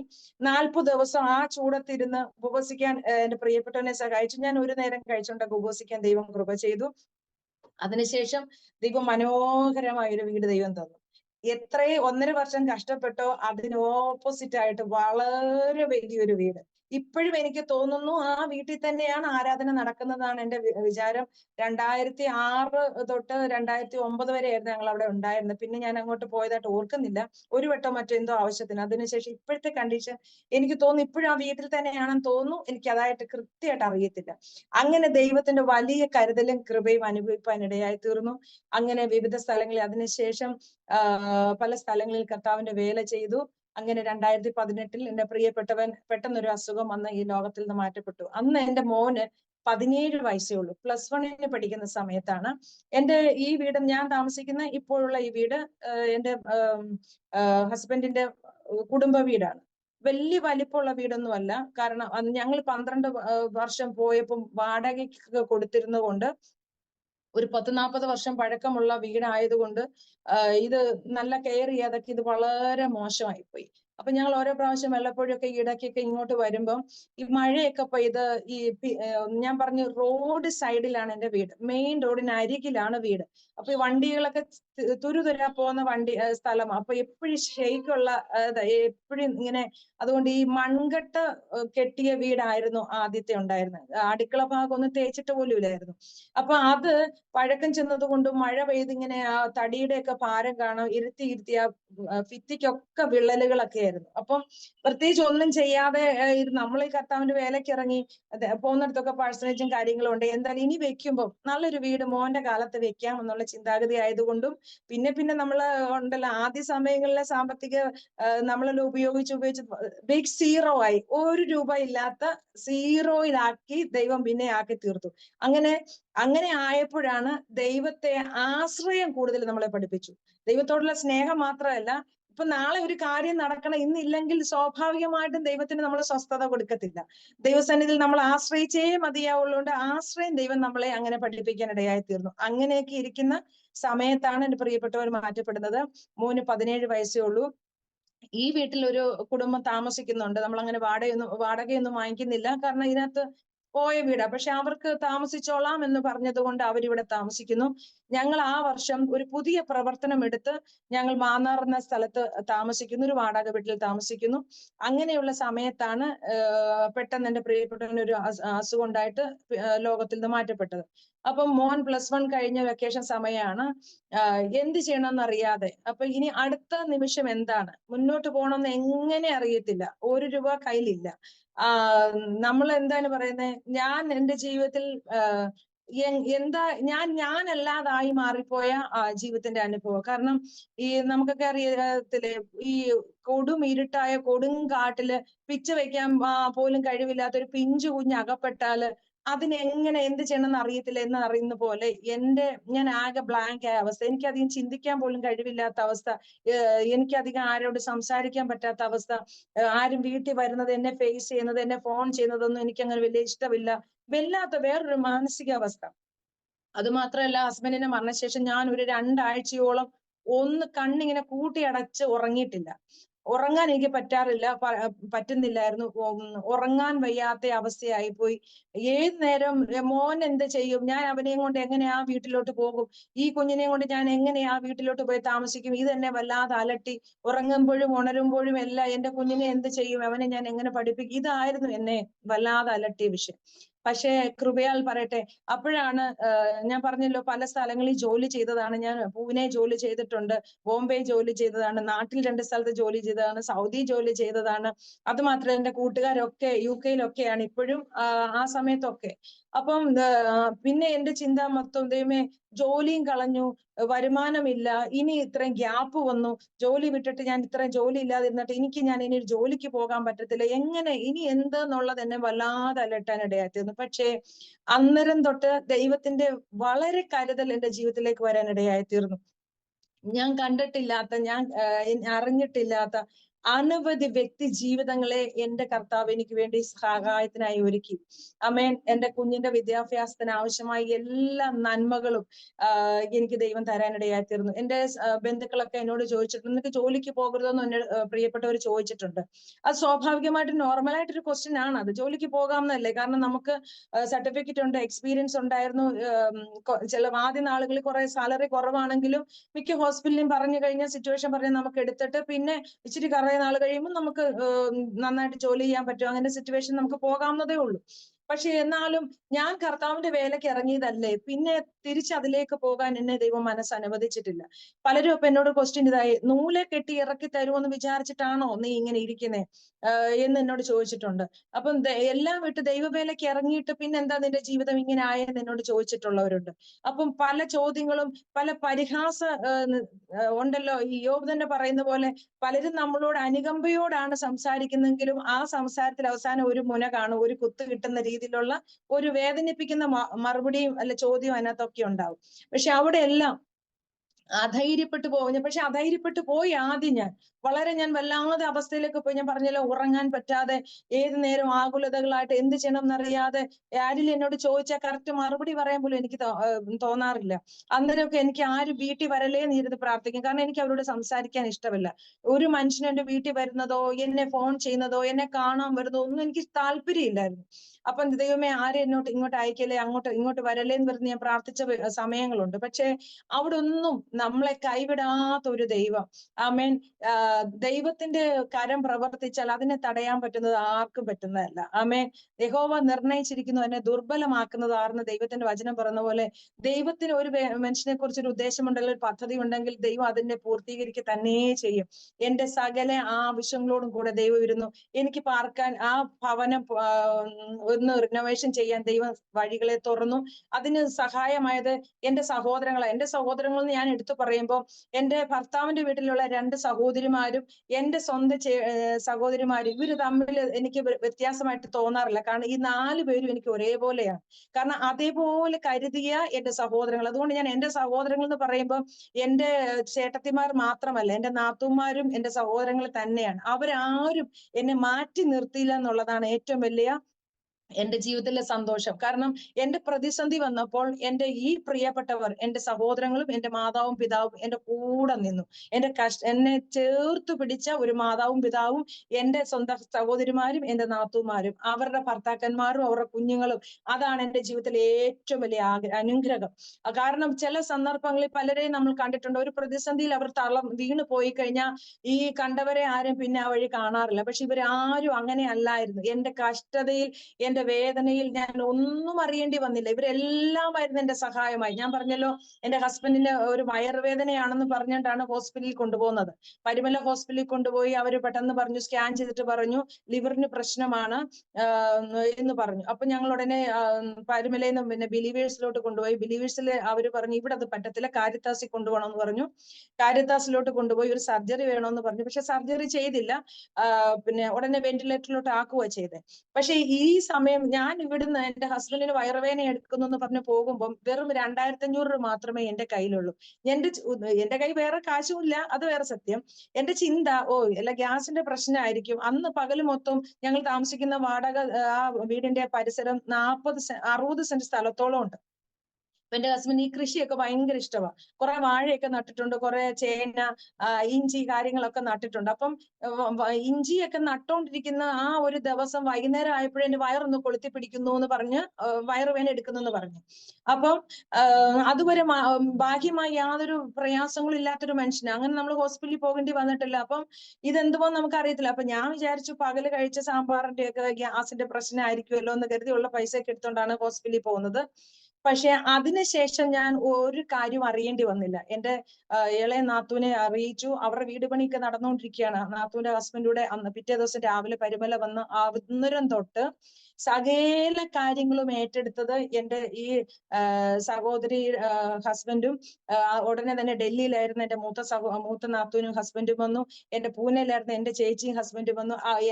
എന്റെ ചേച്ചിമാരും എന്റെ ഈ നാത്തുമാരും എന്റെ സഹോദരങ്ങളെല്ലാം ഒന്നിച്ച് നിന്ന് എനിക്ക് പിന്നെ ഒന്നും അറിയേണ്ടി വന്നില്ല. ഒരു വിഷയത്തിലും ഭാരപ്പെടേണ്ടി വന്നില്ല. ബാക്കി കാര്യങ്ങളെല്ലാം മരിച്ചുള്ള അടക്കം വരെയുള്ള ഒരു കാര്യവും ഞാൻ അറിഞ്ഞിട്ടില്ല. ഞാനൊരു പ്രതിമയെ പോലെ ഒരുമാതിരി ജീവനുണ്ട്, ശ്വസിക്കുന്നു, എല്ലാവരും വല്ലതും ചോദിച്ചാൽ സംസാരിക്കും എന്നുള്ളതല്ലാതെ പ്രത്യേക തീരുമാനങ്ങൾ എടുക്കാനോ ചിന്തിക്കാനോ പ്രവർത്തിക്കാനുള്ള കഴിവില്ലാത്തൊരു വ്യക്തിയെ പോലെ ആയിപ്പോയി ഞാൻ അങ്ങനെ. അപ്പൊ അങ്ങനെ വളരെ സകല കാര്യങ്ങളും ചെയ്തത് എന്റെ ഈ പ്രിയപ്പെട്ടവരാണ്. അപ്പം താമസിക്കാനുള്ള വീട് ക്രമീകരണം ചെയ്തതല്ല എന്റെ നാത്തുമാരും ഒരു ഹസ്ബൻഡുമാരുമാണ്. അത് മാത്രമല്ല, എന്റെ ഹസ്ബൻഡിന്റെ ഒരു അങ്കിൾ ഉണ്ട്, മമ്മിയുടെ ഒരു കസിൻ ബ്രദറാണ്. അവരാണ് ഈ വീടിന്റെ 90% കാര്യങ്ങളും അവരാണ് ചെയ്തു തന്നത്. അപ്പൊ എന്റെ സകല കഷ്ടതയിൽ എന്നെ ചേർത്ത് പിടിച്ച എന്റെ പ്രിയപ്പെട്ടവർ എന്നോടൊപ്പം നിന്നു. ആമേ. ദൈവം അവരെല്ലാം എനിക്ക് കരുതലിനായി ഒരുക്കി എന്നുള്ളതാണ് ഏറ്റവും വലിയ സന്തോഷം.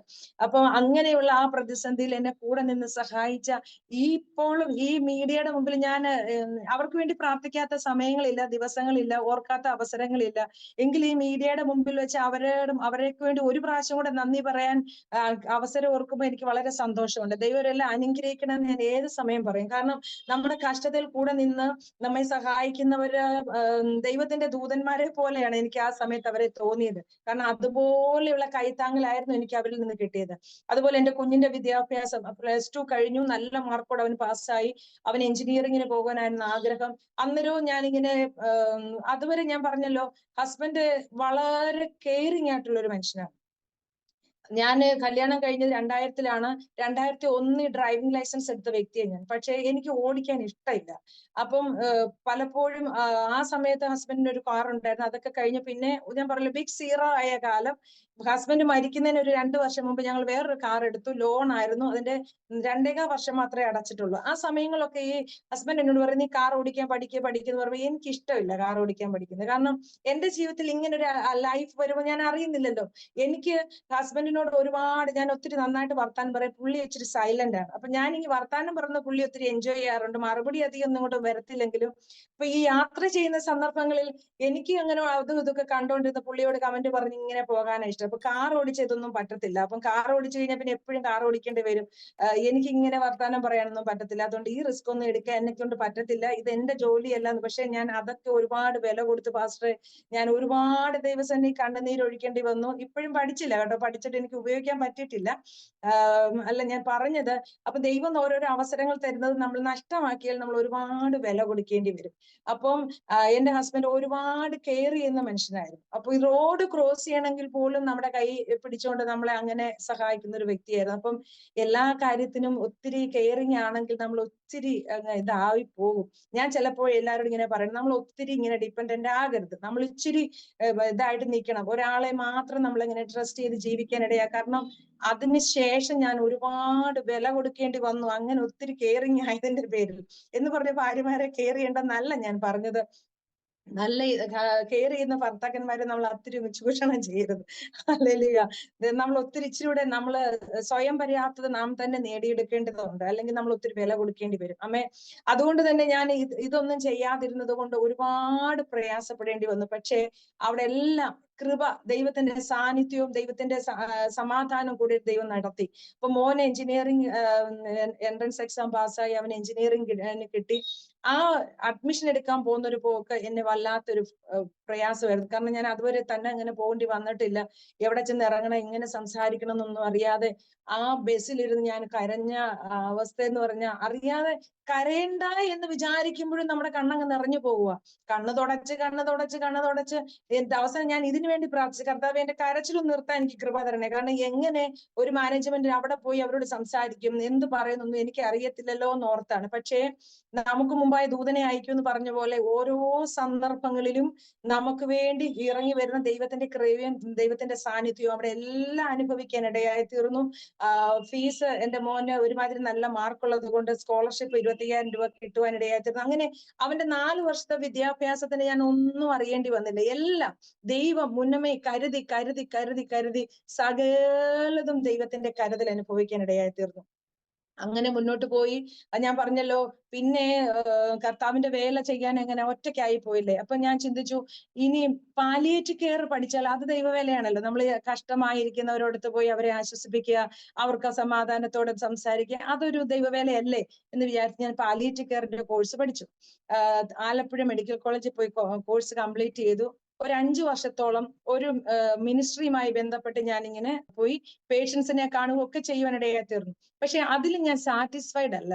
കാരണം എനിക്ക് ഇങ്ങനെയൊക്കെ പോകുമെന്ന് പറഞ്ഞാൽ അത് ആഴ്ച 1-2 വട്ടമേ ഉള്ളൂ. അങ്ങനെയൊക്കെ ഇരുന്ന് എനിക്ക് വല്ലാതെ ബുദ്ധിമുട്ട് തോന്നിയ സമയത്താണ് കൊറോണ സമയത്ത് എന്താ, നമ്മളെല്ലാരും വീട്ടില് ആയിപ്പോയ അവസ്ഥയല്ലേ. അങ്ങനെ ഇരിക്കുമ്പോഴാണ് ഫേസ്ബുക്കിൽ എല്ലാ സഹോദരിമാരും ഇങ്ങനെ മെസ്സേജ് പറയാൻ തുടങ്ങുന്നു. അപ്പം അത് കൊള്ളാലോ, ഇങ്ങനെ നമുക്ക് കിട്ടുന്ന ദൈവത്തിന്റെ ആലോചനകളൊക്കെ മറ്റുള്ളവരോട് ഷെയർ ചെയ്യാൻ പറ്റുമല്ലോ എന്നൊക്കെ. ആ സമയത്താണല്ലേ സൂമുകളെല്ലാം തുടങ്ങി, ഒത്തിരി വാട്സപ്പ് കൂട്ടായ്മകൾ തുടങ്ങിയതും. അങ്ങനെ ഓരോരോ കാര്യങ്ങൾ വന്നപ്പം മെസ്സേജ് പറയാൻ പറ്റുമോ, പറ്റുന്ന പോലെ ചെയ്താൽ മതി എന്നൊക്കെ ഇങ്ങനെ പറഞ്ഞ് ഫേസ്ബുക്കിൽ 3-4 പ്രാവശ്യം ലൈവ് മെസ്സേജ് പറയാൻ തുടങ്ങി. പക്ഷെ ഇതിലൊന്നും ഒരു സന്തോഷം എനിക്ക് അങ്ങോട്ട് വരുന്നില്ല. അങ്ങനെ ഇരിക്കുമ്പോ ഇനി ബൈബിൾ കോളേജിലെ പഠിക്കാം, ഓൺലൈൻ ക്ലാസ്സിൽ അറ്റൻഡ് ചെയ്യാന്ന് പറഞ്ഞുകൊണ്ട് എന്റെ ഒരു കൂട്ടുകാരി, ഞങ്ങൾ രണ്ടുപേരും കുറെ പേര് ഓൺലൈൻ ക്ലാസ്സിൽ വന്നു. അതൊരു വർഷം കഴിഞ്ഞ് ഒരു എക്സാം ഒക്കെ കഴിഞ്ഞപ്പോഴത്തേക്ക് അതും ഒരു മടുപ്പായി തോന്നി. വെറുതെ ക്ലാസ് മാത്രമേ ഇരിക്കുന്നു, എക്സാമും ഇങ്ങനെ എനിക്ക് അതിനകത്തൊന്നും ഒരു സന്തോഷം തോന്നുന്നില്ല. അങ്ങനെ ഇരിക്കുമ്പോഴാണ് ഞങ്ങളുടെ നാട്ടിലെ ചെന്നിത്തലയിലുള്ള 2-3 അച്ചായന്മാര് ഗൾഫിലെ ജോലിയെല്ലാം കഴിഞ്ഞിട്ട് നാട്ടിൽ വന്ന് സുവിശേഷ വേല ചെയ്യണമെന്ന് താല്പര്യപ്പെട്ട് പരസ്യോഗത്തിന് കുറെ ടീം ഫോം ചെയ്തു. പരസ്യത്തിന് ടീം ഫോം ചെയ്ത ശേഷം ഞങ്ങളുടെ നോക്കുമ്പോൾ ഞങ്ങൾക്കറിയാവുന്ന അച്ചായമാരും അവരൊക്കെ പോയി റോഡിൽ നിന്ന് പാട്ട് പാടുന്നു. ഇതൊന്നും എനിക്ക് പറ്റത്തില്ല, പക്ഷെ ട്രാക്ട് കൊടുക്കാമല്ലോ, ഇങ്ങനെ എല്ലാവർക്കും കൊടുത്താൽ മതിയല്ലോ, അത് ചെയ്യാൻ പറ്റുമല്ലോ കർത്താവേ, എന്നോടൊന്ന് വിളിക്കണേ, എനിക്കൂടെ ഇങ്ങനെ പോകാൻ പറ്റണേ കർത്താവേ എന്നിങ്ങനെ പ്രാർത്ഥിച്ചുകൊണ്ടിരിക്കുമ്പോൾ ഒരു ദിവസം എൻ്റെ ഒരു കൂട്ടുകാരി ഒരു പരസ്യത്തിന് പോയി ആ വീഡിയോ ഒക്കെ എന്നെ കൊണ്ട് കാണിച്ചു.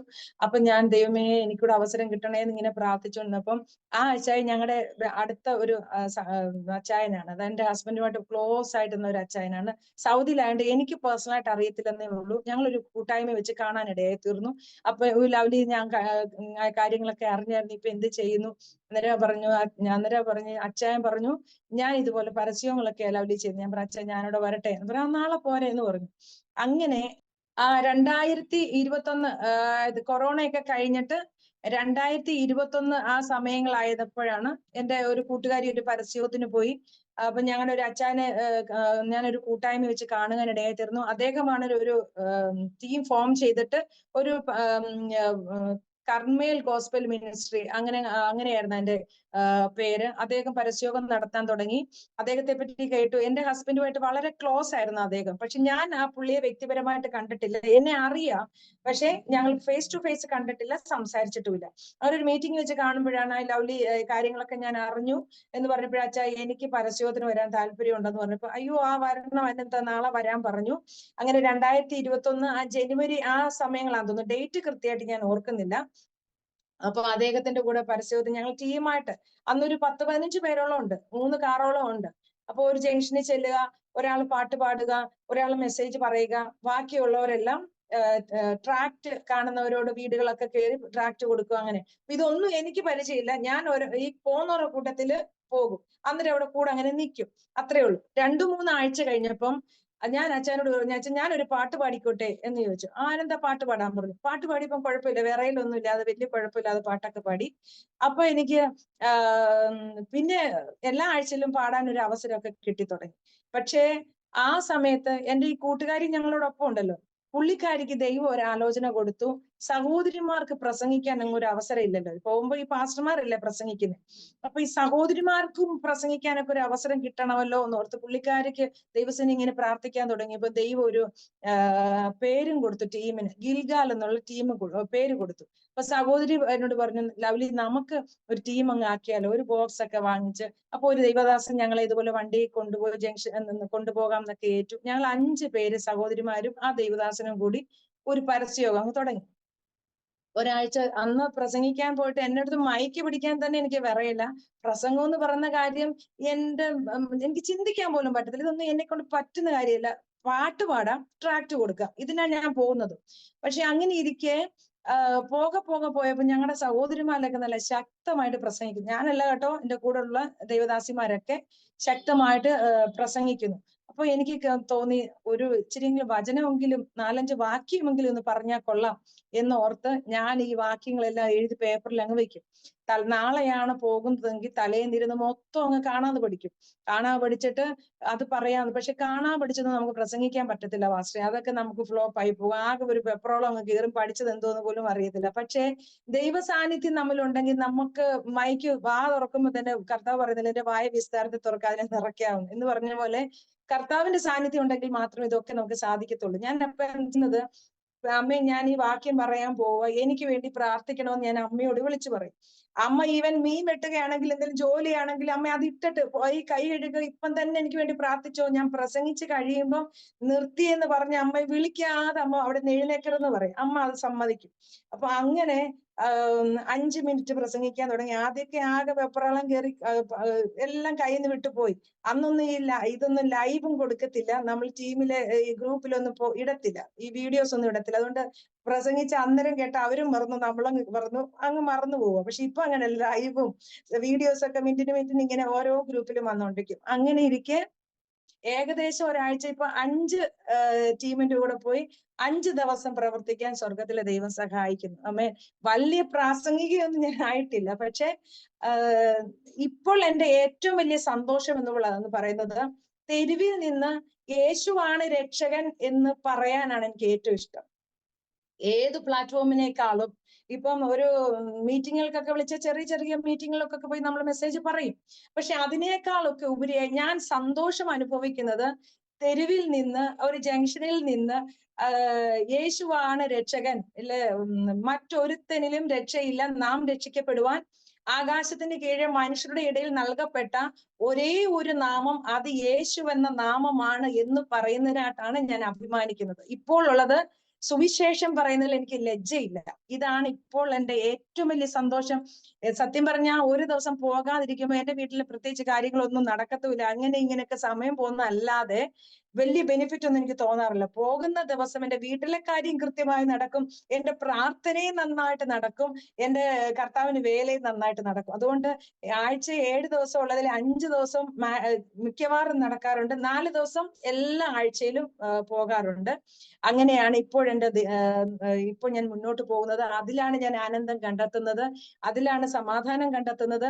അതുകൊണ്ട് തന്നെ എന്നെ പോലെ കഷ്ടത ഭാരത്തിൽ ഇരിക്കുന്ന അനേക പ്രിയപ്പെട്ടവരെ നമ്മൾ ഓരോ ഭവനങ്ങളിൽ ചെല്ലുമ്പോൾ എന്നെ പോലെ ഭാരപ്പെടുന്ന അനേക വ്യക്തി ജീവിതങ്ങളെ നാം പേഴ്സണലായിട്ട് കാണാൻ കഴിയാറുണ്ട്. അവരോട് നമ്മെ നടത്തിയ ദൈവത്തെ പറ്റി പറയാൻ അനേക അവസരങ്ങൾ കിട്ടാറുണ്ട്, അനേകർക്ക് ആശ്വാസമായി തീരാറുണ്ട്, അവരുടെയൊക്കെ വിടുതൽ കാണാൻ ദൈവം സഹായിക്കാറുണ്ട്. ചിലർ നമ്മളെ വിളിക്കാറുണ്ട്, വീണ്ടും ചെല്ലണമെന്ന് ആവശ്യപ്പെടാറുണ്ട്. അങ്ങനെ വലിയ സന്തോഷം ജീവിതത്തിൽ അനുഭവിക്കുന്നു. ഒരു സുവിശേഷക എന്ന് പറയുന്നതിൽ ഞാൻ അഭിമാനിക്കുന്നു. കർത്താവിന്റെ വചനം വിളിച്ചു പറയുന്നതിൽ എനിക്കിപ്പോൾ ലജ്ജയില്ല. ഒരു സമയത്ത് പലരും പരിഹസിച്ചിട്ടുണ്ട്, ഒത്തിരി ഒക്കെ ഞാൻ സഹിച്ചിട്ടുണ്ട്. ഒരു ജോലിയില്ല, വേലയില്ല എന്നൊക്കെ പറഞ്ഞ് ഈ പറയുന്ന പോലെ നമ്മുടെ പ്രിയപ്പെട്ടവർ തന്നെ നമ്മളെ കുത്തുവാക്ക് പറഞ്ഞ അനവധി സന്ദർഭങ്ങളുണ്ട്. പക്ഷെ അവിടെ ഒന്നും അതിനെയൊക്കെ ഒരു സൈഡിലോട്ട് മാറ്റിവെച്ച് ക്രിസ്തു നിമിത്തമുള്ള നിന്നയെ ഏറ്റവും ശ്രേഷ്ഠമായിട്ട് കരുതുന്നു. അതുകൊണ്ട് തെരുക്കോണുകളിൽ നിന്ന് ലജ്ജ കൂടാതെ രക്ഷിക്കുന്ന ദൈവത്തെ വിളിച്ചു പറയാൻ ഞാൻ അഭിമാനിക്കുന്നു. അതാണ് ഞാൻ ഇപ്പം ചെയ്തുകൊണ്ടിരിക്കുന്നത്. ദൈവത്തിന്റെ കൃപയാൽ ഇങ്ങനെ മുന്നോട്ട് പോകുന്നു. ഇങ്ങനെ തന്നെ പോകാനാണ് കർത്താവിൽ ഞാൻ ആഗ്രഹിക്കുന്നത്. ദൈവം എല്ലാവരെയും സഹായിക്കട്ടെ. ഞാൻ പറഞ്ഞതുപോലെ എന്റെ പൈതല് വെല്ലൂരിന്റെ ദേശത്താണ് ആയിരിക്കുന്നത്.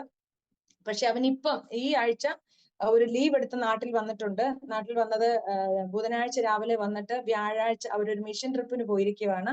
അവര് കുറെ യൂത്ത് എല്ലാം കൂടെ കൂടി ഓരോ ജില്ലകൾ കവർ ചെയ്ത് യൂത്ത് മീറ്റിംഗ് നടത്താൻ വേണ്ടി ഒരു ടീമിന്റെ കൂടെ എന്റെ മോനും പോയിരിക്കുന്നു. ഇപ്പോൾ ഉള്ളത് വയനാട്ടിലാണ്. ഇന്നത്തെ സഭായോഗത്തിന് ശേഷം നാളെ വയനാട്ടിലൊക്കെ മീറ്റിംഗ് ഉണ്ട്. വയനാട്, കണ്ണൂർ, കാസർഗോഡ്, മലപ്പുറം, കോഴിക്കോട് അങ്ങനെയുള്ള സ്ഥലങ്ങളിൽ യൂത്ത് മീറ്റിംഗ് സംഘടിപ്പിക്കാൻ വേണ്ടി അടുത്ത വെള്ളിയാഴ്ച വരത്തുള്ളൂ എന്ന് പറഞ്ഞുകൊണ്ട് കിട്ടുന്ന സമയം ഫ്രീ ടൈം ജോലിയും കൂടെ ചെയ്തുകൊണ്ടാണ് പോകുന്നത്. അങ്ങനെ ആയിരിക്കുന്നു. എന്റെ ആഗ്രഹം അവനും കർത്താവിന് വേണ്ടി അധികമായി പ്രയോജനപ്പെടണം. ഒരു ക്രിസ്തു ഭക്തനായി, ക്രിസ്തുവിന്റെ ഒരു നല്ല ഭടനായി അവനും കർത്താവിന് വേണ്ടി വിശ്വസ്തയോടെ നിൽക്കണം എന്നുള്ളതാണ് എന്റെ ആഗ്രഹം. ഇതാണ് എന്റെ സാക്ഷ്യം. എന്നെ കർത്താവ് അതിശയകരമായി നടത്തി. എനിക്ക് മറ്റുള്ളവരോട് പറയാനുള്ള സാക്ഷ്യം ഇതാണ്. കർത്താവ് പറഞ്ഞ ഒരു ഇതാണ്, ദൈവം നമുക്ക് തരുന്ന ഏറ്റവും വലിയ ഉറപ്പെന്ന് പറഞ്ഞാൽ ഞാൻ നിങ്ങളെ അനാഥരായി വിടുകയില്ല എന്നുള്ളതാണ്. ആരൊക്കെ ഉണ്ടെന്ന് പറഞ്ഞാലും ദൈവം നമ്മോടൊപ്പം ഇല്ലെങ്കിൽ ഏതൊരു മനുഷ്യനും ചെയ്യാമെന്ന് പറഞ്ഞിട്ട് വാക്ക് മാറിപ്പോകുന്ന മനുഷ്യരെ നമ്മൾ എല്ലായ്പ്പോഴും കാണാറുണ്ട്. പക്ഷെ കർത്താവ് പറഞ്ഞത് ഞാൻ ഒരിക്കലും കൈവിടുകയില്ല, ഉപേക്ഷിക്കില്ല എന്ന് പറഞ്ഞാൽ അത് അങ്ങനെ തന്നെയാണ്. അപ്പൊ ഞാൻ എന്റെ പ്രസംഗത്തിൽ ഞാൻ ഉപയോഗിക്കുന്ന ഒരു കാര്യം, ഞാൻ ഈ പരസ്യത്തിൽ പറയുമ്പോൾ വിളിച്ചു പറഞ്ഞൊരു സംഭവം ഇതാണ്: തന്നിൽ ആശ്രയിക്കുന്ന തന്റെ മക്കൾക്ക് ദൈവം കൊടുക്കുന്ന ഉറപ്പ് ഇതാണ്, ഞാൻ നിങ്ങളെ അനാഥരായി വിടുകയില്ല. അങ്ങനെ പറഞ്ഞ ഒരു അരുമനാഥൻ, ഒരു നല്ല രക്ഷകൻ, നല്ലൊരു അപ്പനാണ് നമ്മുടെ കൂടെ ഉള്ളത്. അതുകൊണ്ട് ഈ ദൈവത്തെ ധൈര്യമായിട്ട് നമുക്ക് അനുഗമിക്കാൻ പറ്റും, ധൈര്യമായിട്ട് പിൻപറ്റാൻ പറ്റും. ഈ ദൈവം നമ്മളെ കൈവിടുന്ന ദൈവമല്ല. ഈ വചനങ്ങളെ ദൈവം എല്ലാവരെയും അനുഗ്രഹിക്കട്ടെ. എനിക്ക് ഇങ്ങനെ ഒരു അവസരം ഒരുക്കി തന്ന കർത്താവിന്റെ ദാസനോടുള്ള നന്ദി ഞാൻ അറിയിക്കുന്നു. ദൈവം അനുഗ്രഹിക്കട്ടെ. എന്നെ ഇതുവരെ കേട്ടുകൊണ്ടിരുന്ന എല്ലാ പ്രേക്ഷകരോടും ദൈവനാമത്തിലുള്ള നന്ദി അറിയിക്കുന്നു. ഞാൻ ഒരു വാക്ക് പ്രാർത്ഥിച്ചുകൊണ്ട് ഇത് നിർത്തുകയാണ്. ഹല്ലേലൂയ, സ്തോത്രം. പരിശുദ്ധ പിതാവേ, ഈ സമയം കർത്താവിന്റെ കരങ്ങളിലേക്ക് സമ്പൂർണമായിട്ട് അടിയനെ താഴ്ത്തിയേൽപ്പിക്കുന്നു. എന്നെ കേട്ടുകൊണ്ടിരുന്ന എല്ലാ പ്രിയപ്പെട്ടവർക്കായി പ്രാർത്ഥിക്കുന്നു. ആരെങ്കിലും മാനസികമായി തകർന്നവരായോ ഭാരപ്പെട്ടവരായോ ഉണ്ടെങ്കിൽ, അടുത്ത നിമിഷം എങ്ങനെ മുന്നോട്ട് പോകുമെന്ന് അറിയാതെ ആരെങ്കിലും വ്യാകുലതയോടെ ആയിരിക്കുന്നുവെങ്കിൽ കർത്താവേ, ഈ സാക്ഷ്യം അവരുടെ ജീവിതത്തിൽ അനുഗ്രഹമായി തീരട്ടെ. ദൈവം അവരെ സഹായിക്കുമാറാകണമേ. ദൈവ സാന്നിധ്യം അനുഭവിക്കാൻ അവരെല്ലാവരെയും സഹായിക്കണമേ. ഇത് കേൾക്കുന്ന എല്ലാവരും ദൈവത്താൽ അനുഗ്രഹിക്കപ്പെടുവാൻ സഹായിക്കണമേ. ഈ മിനിസ്ട്രി അനുഗ്രഹിക്കണമേ. കർത്താവിന്റെ ദാസനെയും അനുഗ്രഹിക്കണമെന്ന് പ്രാർത്ഥിക്കുന്നു. പ്രാർത്ഥന കേട്ടതിനായ സ്തോത്രം. യേശു കർത്താവിന്റെ ധന്യമുള്ള നാമത്തിൽ തന്നെ പിതാവേ. Amen. Amen, amen, amen. Thank you sister Lovely Mathew. വളരെ അനുഗ്രഹിക്കപ്പെട്ട, ഹൃദയസ്പർശിയായ, ദൈവം നടത്തിയ അത്ഭുതകരമായ വഴികളെക്കുറിച്ച് ദൈവനാമ മഹത്വത്തിന് വേണ്ടി അരോമ TV ശ്രോതാക്കളോടൊപ്പം പങ്കുവയ്ക്കുവാൻ സ്വർഗത്തിലെ ദൈവം കൃപ ചെയ്തതോർത്ത്, അവസരമൊരുക്കിയതോർത്ത് കർത്താവിന് ഞാൻ സ്തോത്രം ചെയ്യുന്നു. ഒരു മർത്തോമ കുടുംബത്തിൽ മർത്തോമ വിശ്വാസ പ്രമാണം അനുസരിച്ച് ജനിച്ച് വളർത്തപ്പെട്ട് ജീവിച്ചു വന്ന ഒരു ബാല്യകാലം, ഒരു യൗവനകാലം തികഞ്ഞ ഭക്തയായി ആ ഒരു വിശ്വാസത്തിൽ ജീവിച്ചത് കൊണ്ട് തന്നെ പെന്തക്കോസ്ത് സമൂഹത്തെയും വിശ്വാസത്തെയും ഉൾക്കൊള്ളുവാൻ കഴിയാതെ അതിനെ എതിർത്ത ഒരു കാലഘട്ടത്തെക്കുറിച്ച് പറയുകയുണ്ടായി. എന്നാൽ കടുത്ത മാനസിക സമ്മർദ്ദങ്ങളിലൂടെ കടന്നുപോയ ഒരു ജീവിതം പിന്നത്തേതിൽ കടന്നു വന്നപ്പോൾ അതിൻ്റെ നടുവിൽ പിടിച്ചു നിൽക്കുവാൻ നമ്മുടെ വിശ്വാസമോ വിശ്വാസ പ്രമാണങ്ങളോ നമ്മൾ ജനിച്ചു വളർന്ന സാഹചര്യങ്ങളോ പര്യാപ്തമല്ല എന്ന് ബോധ്യം വരികയും ദൈവത്തിൻ്റെ വചനം സത്യമാണെന്നും ദൈവവചനത്തിൽ പറഞ്ഞിരിക്കുന്ന കാര്യങ്ങളാണ് വിശ്വാസയോഗ്യമെന്ന് അംഗീകരിച്ച് കർത്താവിൻ്റെ വചനത്തിന്റെ മുൻപാകെ വിധേയപ്പെടുവാൻ ആരുടെയും നിർബന്ധം കൂടാതെ, ആരുടെയും പ്രേരണ കൂടാതെ കർത്താവിൻ്റെ കൽപ്പന അനുസരിക്കുവാനും ജീവിതത്തില് ദൈവം അവസരമൊരുക്കി എന്ന് കേൾക്കുവാൻ കഴിഞ്ഞു. ഞാൻ ഓർക്കുകയായിരുന്നു, തീയിൽ കുരുത്തത് വെയിലത്ത് വാടില്ല എന്ന് സാധാരണ ഒരു പഴഞ്ചൊല്ലുണ്ട്. അത് ചില സന്ദർഭങ്ങളിൽ ചില പ്രിയപ്പെട്ടവരോടുള്ള ബന്ധത്തിൽ അത് അന്വർത്ഥമാകുന്നതും കാണാറുണ്ട്. വളരെ ചെറുപ്പത്തിൽ തന്നെ വളരെയേറെ കഷ്ടതകളുടെയും ഒരുപാട് പ്രതിസന്ധികളുടെയും നടുവിലൂടെ ജീവിതം വളർന്നു വരുവാൻ, അല്ലെ വാർത്തെടുക്കുവാൻ സാഹചര്യമുണ്ടായി. അതുകൊണ്ട് തന്നെ പിന്നത്തേതിൽ അഭിമുഖീകരിക്കേണ്ടി വന്ന ഒരുപാട് വെല്ലുവിളികള്, ഒരുപാട് വൈതരണികള് ജീവിതത്തില്, അതൊക്കെ നിസ്സാരമായിട്ട് ഇന്ന് മുന്നോട്ട് പോകുവാൻ ദൈവം സഹായിച്ചു കൊണ്ടിരിക്കുന്നു. പ്രത്യേകിച്ച് ജീവിത പങ്കാളിയുടെ വേർപാടും അതുപോലെ സിസ്റ്ററിന്റെ ജീവിതത്തിലുണ്ടായ ആ സർജറിയും അതുപോലെ മാതാപിതാക്കന്മാരുടേതായ ജീവിതത്തിലുണ്ടായ വൈഷമ്യങ്ങളും പ്രയാസങ്ങളും ഒരുപാട് വിഷയങ്ങള് സിസ്റ്റർ സാക്ഷ്യത്തിൽ ഉടനീളം പ്രസ്താവിക്കുകയുണ്ടായി. എല്ലാറ്റിൻ്റെയും നടുവിൽ എങ്ങോട്ട് പോകണം, എന്ത് ചെയ്യണം, ഏത് തീരുമാനമെടുക്കണം എന്ന് വേണ്ടതുപോലെ ചിന്തിക്കുവാൻ പോലും കഴിയാതിരുന്ന സന്ദർഭങ്ങളിൽ ദൈവത്തിന്റെ കരം കൂടെയിരുന്ന് ആ ഇരുട്ടിന്റെ നടുവറയിൽ, ആ തടവറയിൽ നിന്ന് ദൈവം വെളിച്ചത്തിലേക്ക് കൊണ്ടുവന്നു. ഇന്ന് വളരെ സന്തോഷത്തോടെ സമാധാനത്തോടെ ഈ സാക്ഷ്യം പ്രസ്താവിപ്പാൻ ദൈവ അവസരം ഒരുക്കി എന്ന് മാത്രമേ പറയാൻ കഴിയുകയുള്ളൂ. ഒരു പക്ഷെങ്കിൽ ജീവിതത്തിൽ കടന്നുപോയ ആ പാതകളിലേക്ക് തിരിഞ്ഞു നോക്കുമ്പോൾ ചെങ്കടൽ പോലെ ഉള്ള അനുഭവം, കൂരിലിന്റെ അനുഭവം നമ്മുടെ ജീവിതത്തിലെ കാണാൻ കഴിയും. എന്നാൽ മുന്നോട്ട് നോക്കുമ്പോൾ നമുക്ക് ഉദയസൂര്യനായ നമ്മുടെ കർത്താവ് പ്രതീക്ഷയുടെ കിരണങ്ങളുമായി പ്രത്യാശയുടെ കരം നമ്മുടെ മുൻപിൽ നീട്ടപ്പെട്ടിരിക്കുന്നത് കൊണ്ട് ധൈര്യത്തോടെ മുന്നോട്ട് യാത്ര ചെയ്യുവാൻ കഴിയുന്നു. നമ്മൾ പുറകോട്ട് നോക്കി നിരാശപ്പെടുവാനല്ല കർത്താവ് നമ്മെ വിളിച്ചത്. നമ്മെ വിളിച്ചവന്റെ പാതയെ പിന്തുടരുമ്പോൾ നമുക്ക് വലിയ ധൈര്യമുണ്ട്, നമുക്ക് വലിയ പ്രത്യാശയുണ്ട്. നിശ്ചയമായിട്ടും പ്രിയ ലൗലി സിസ്റ്ററിനെ കർത്താവ് ഇന്ന് ശക്തമായി അനേക പ്രിയപ്പെട്ടവരുടെ കണ്ണുനീരൊപ്പുവാൻ, അനേക പ്രിയപ്പെട്ടവരെ ആശ്വസിപ്പിക്കുവാൻ, ധൈര്യപ്പെടുത്തുവാൻ, അവരെ പ്രത്യാശയിലേക്കും വിശ്വാസത്തിലേക്കും ഉൾക്കരുത്തുള്ളവരാക്കി വഴി നടത്തുവാൻ ദൈവം ഉപയോഗിച്ചുകൊണ്ടിരിക്കുന്നു എന്നുള്ള സാക്ഷ്യം കേട്ടു. കർത്താവ് അനുഗ്രഹിക്കട്ടെ. അനുഗ്രഹിക്കപ്പെട്ട സാക്ഷ്യം, അനുഗ്രഹിക്കപ്പെട്ട മാതൃകാപരമായ ജീവിതം നയിച്ചുകൊണ്ടിരിക്കുന്ന കർത്താവിന്റെ ദാസിയുടെ ജീവിതാനുഭവങ്ങൾ അനേക പ്രേക്ഷകർക്കും അനുഗ്രഹമായി തീരട്ടെ എന്ന് ഞങ്ങളും ആഗ്രഹിക്കുന്നു, ആശംസിക്കുന്നു, പ്രാർത്ഥിക്കുന്നു.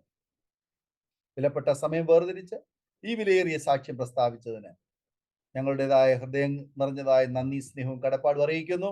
സൗഖ്യത്തോടെ, ആരോഗ്യത്തോടെ, ദീർഘായുസോടെ കർത്താവിന് വേണ്ടി നിലകൊള്ളുവാൻ, അവസാനം വരെയും കർത്താവിന് നല്ല സാക്ഷ്യം വഹിക്കുവാൻ കർത്താവ് അവസരങ്ങളെ ഒരുക്കട്ടെ എന്ന് ആശംസിക്കുന്നു, പ്രാർത്ഥിക്കുന്നു.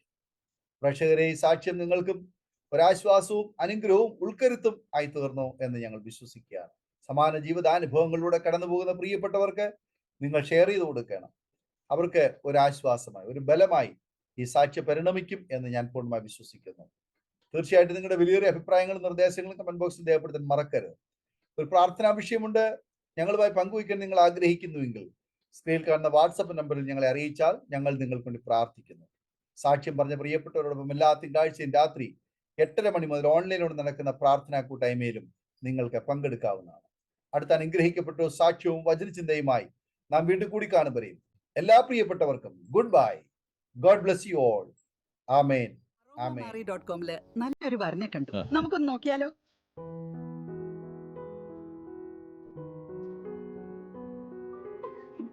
എന്തായാലും നമ്മൾ അറോമ മാറി തിരഞ്ഞെടുത്തത് ശരിയായ തീരുമാനമായിരുന്നു.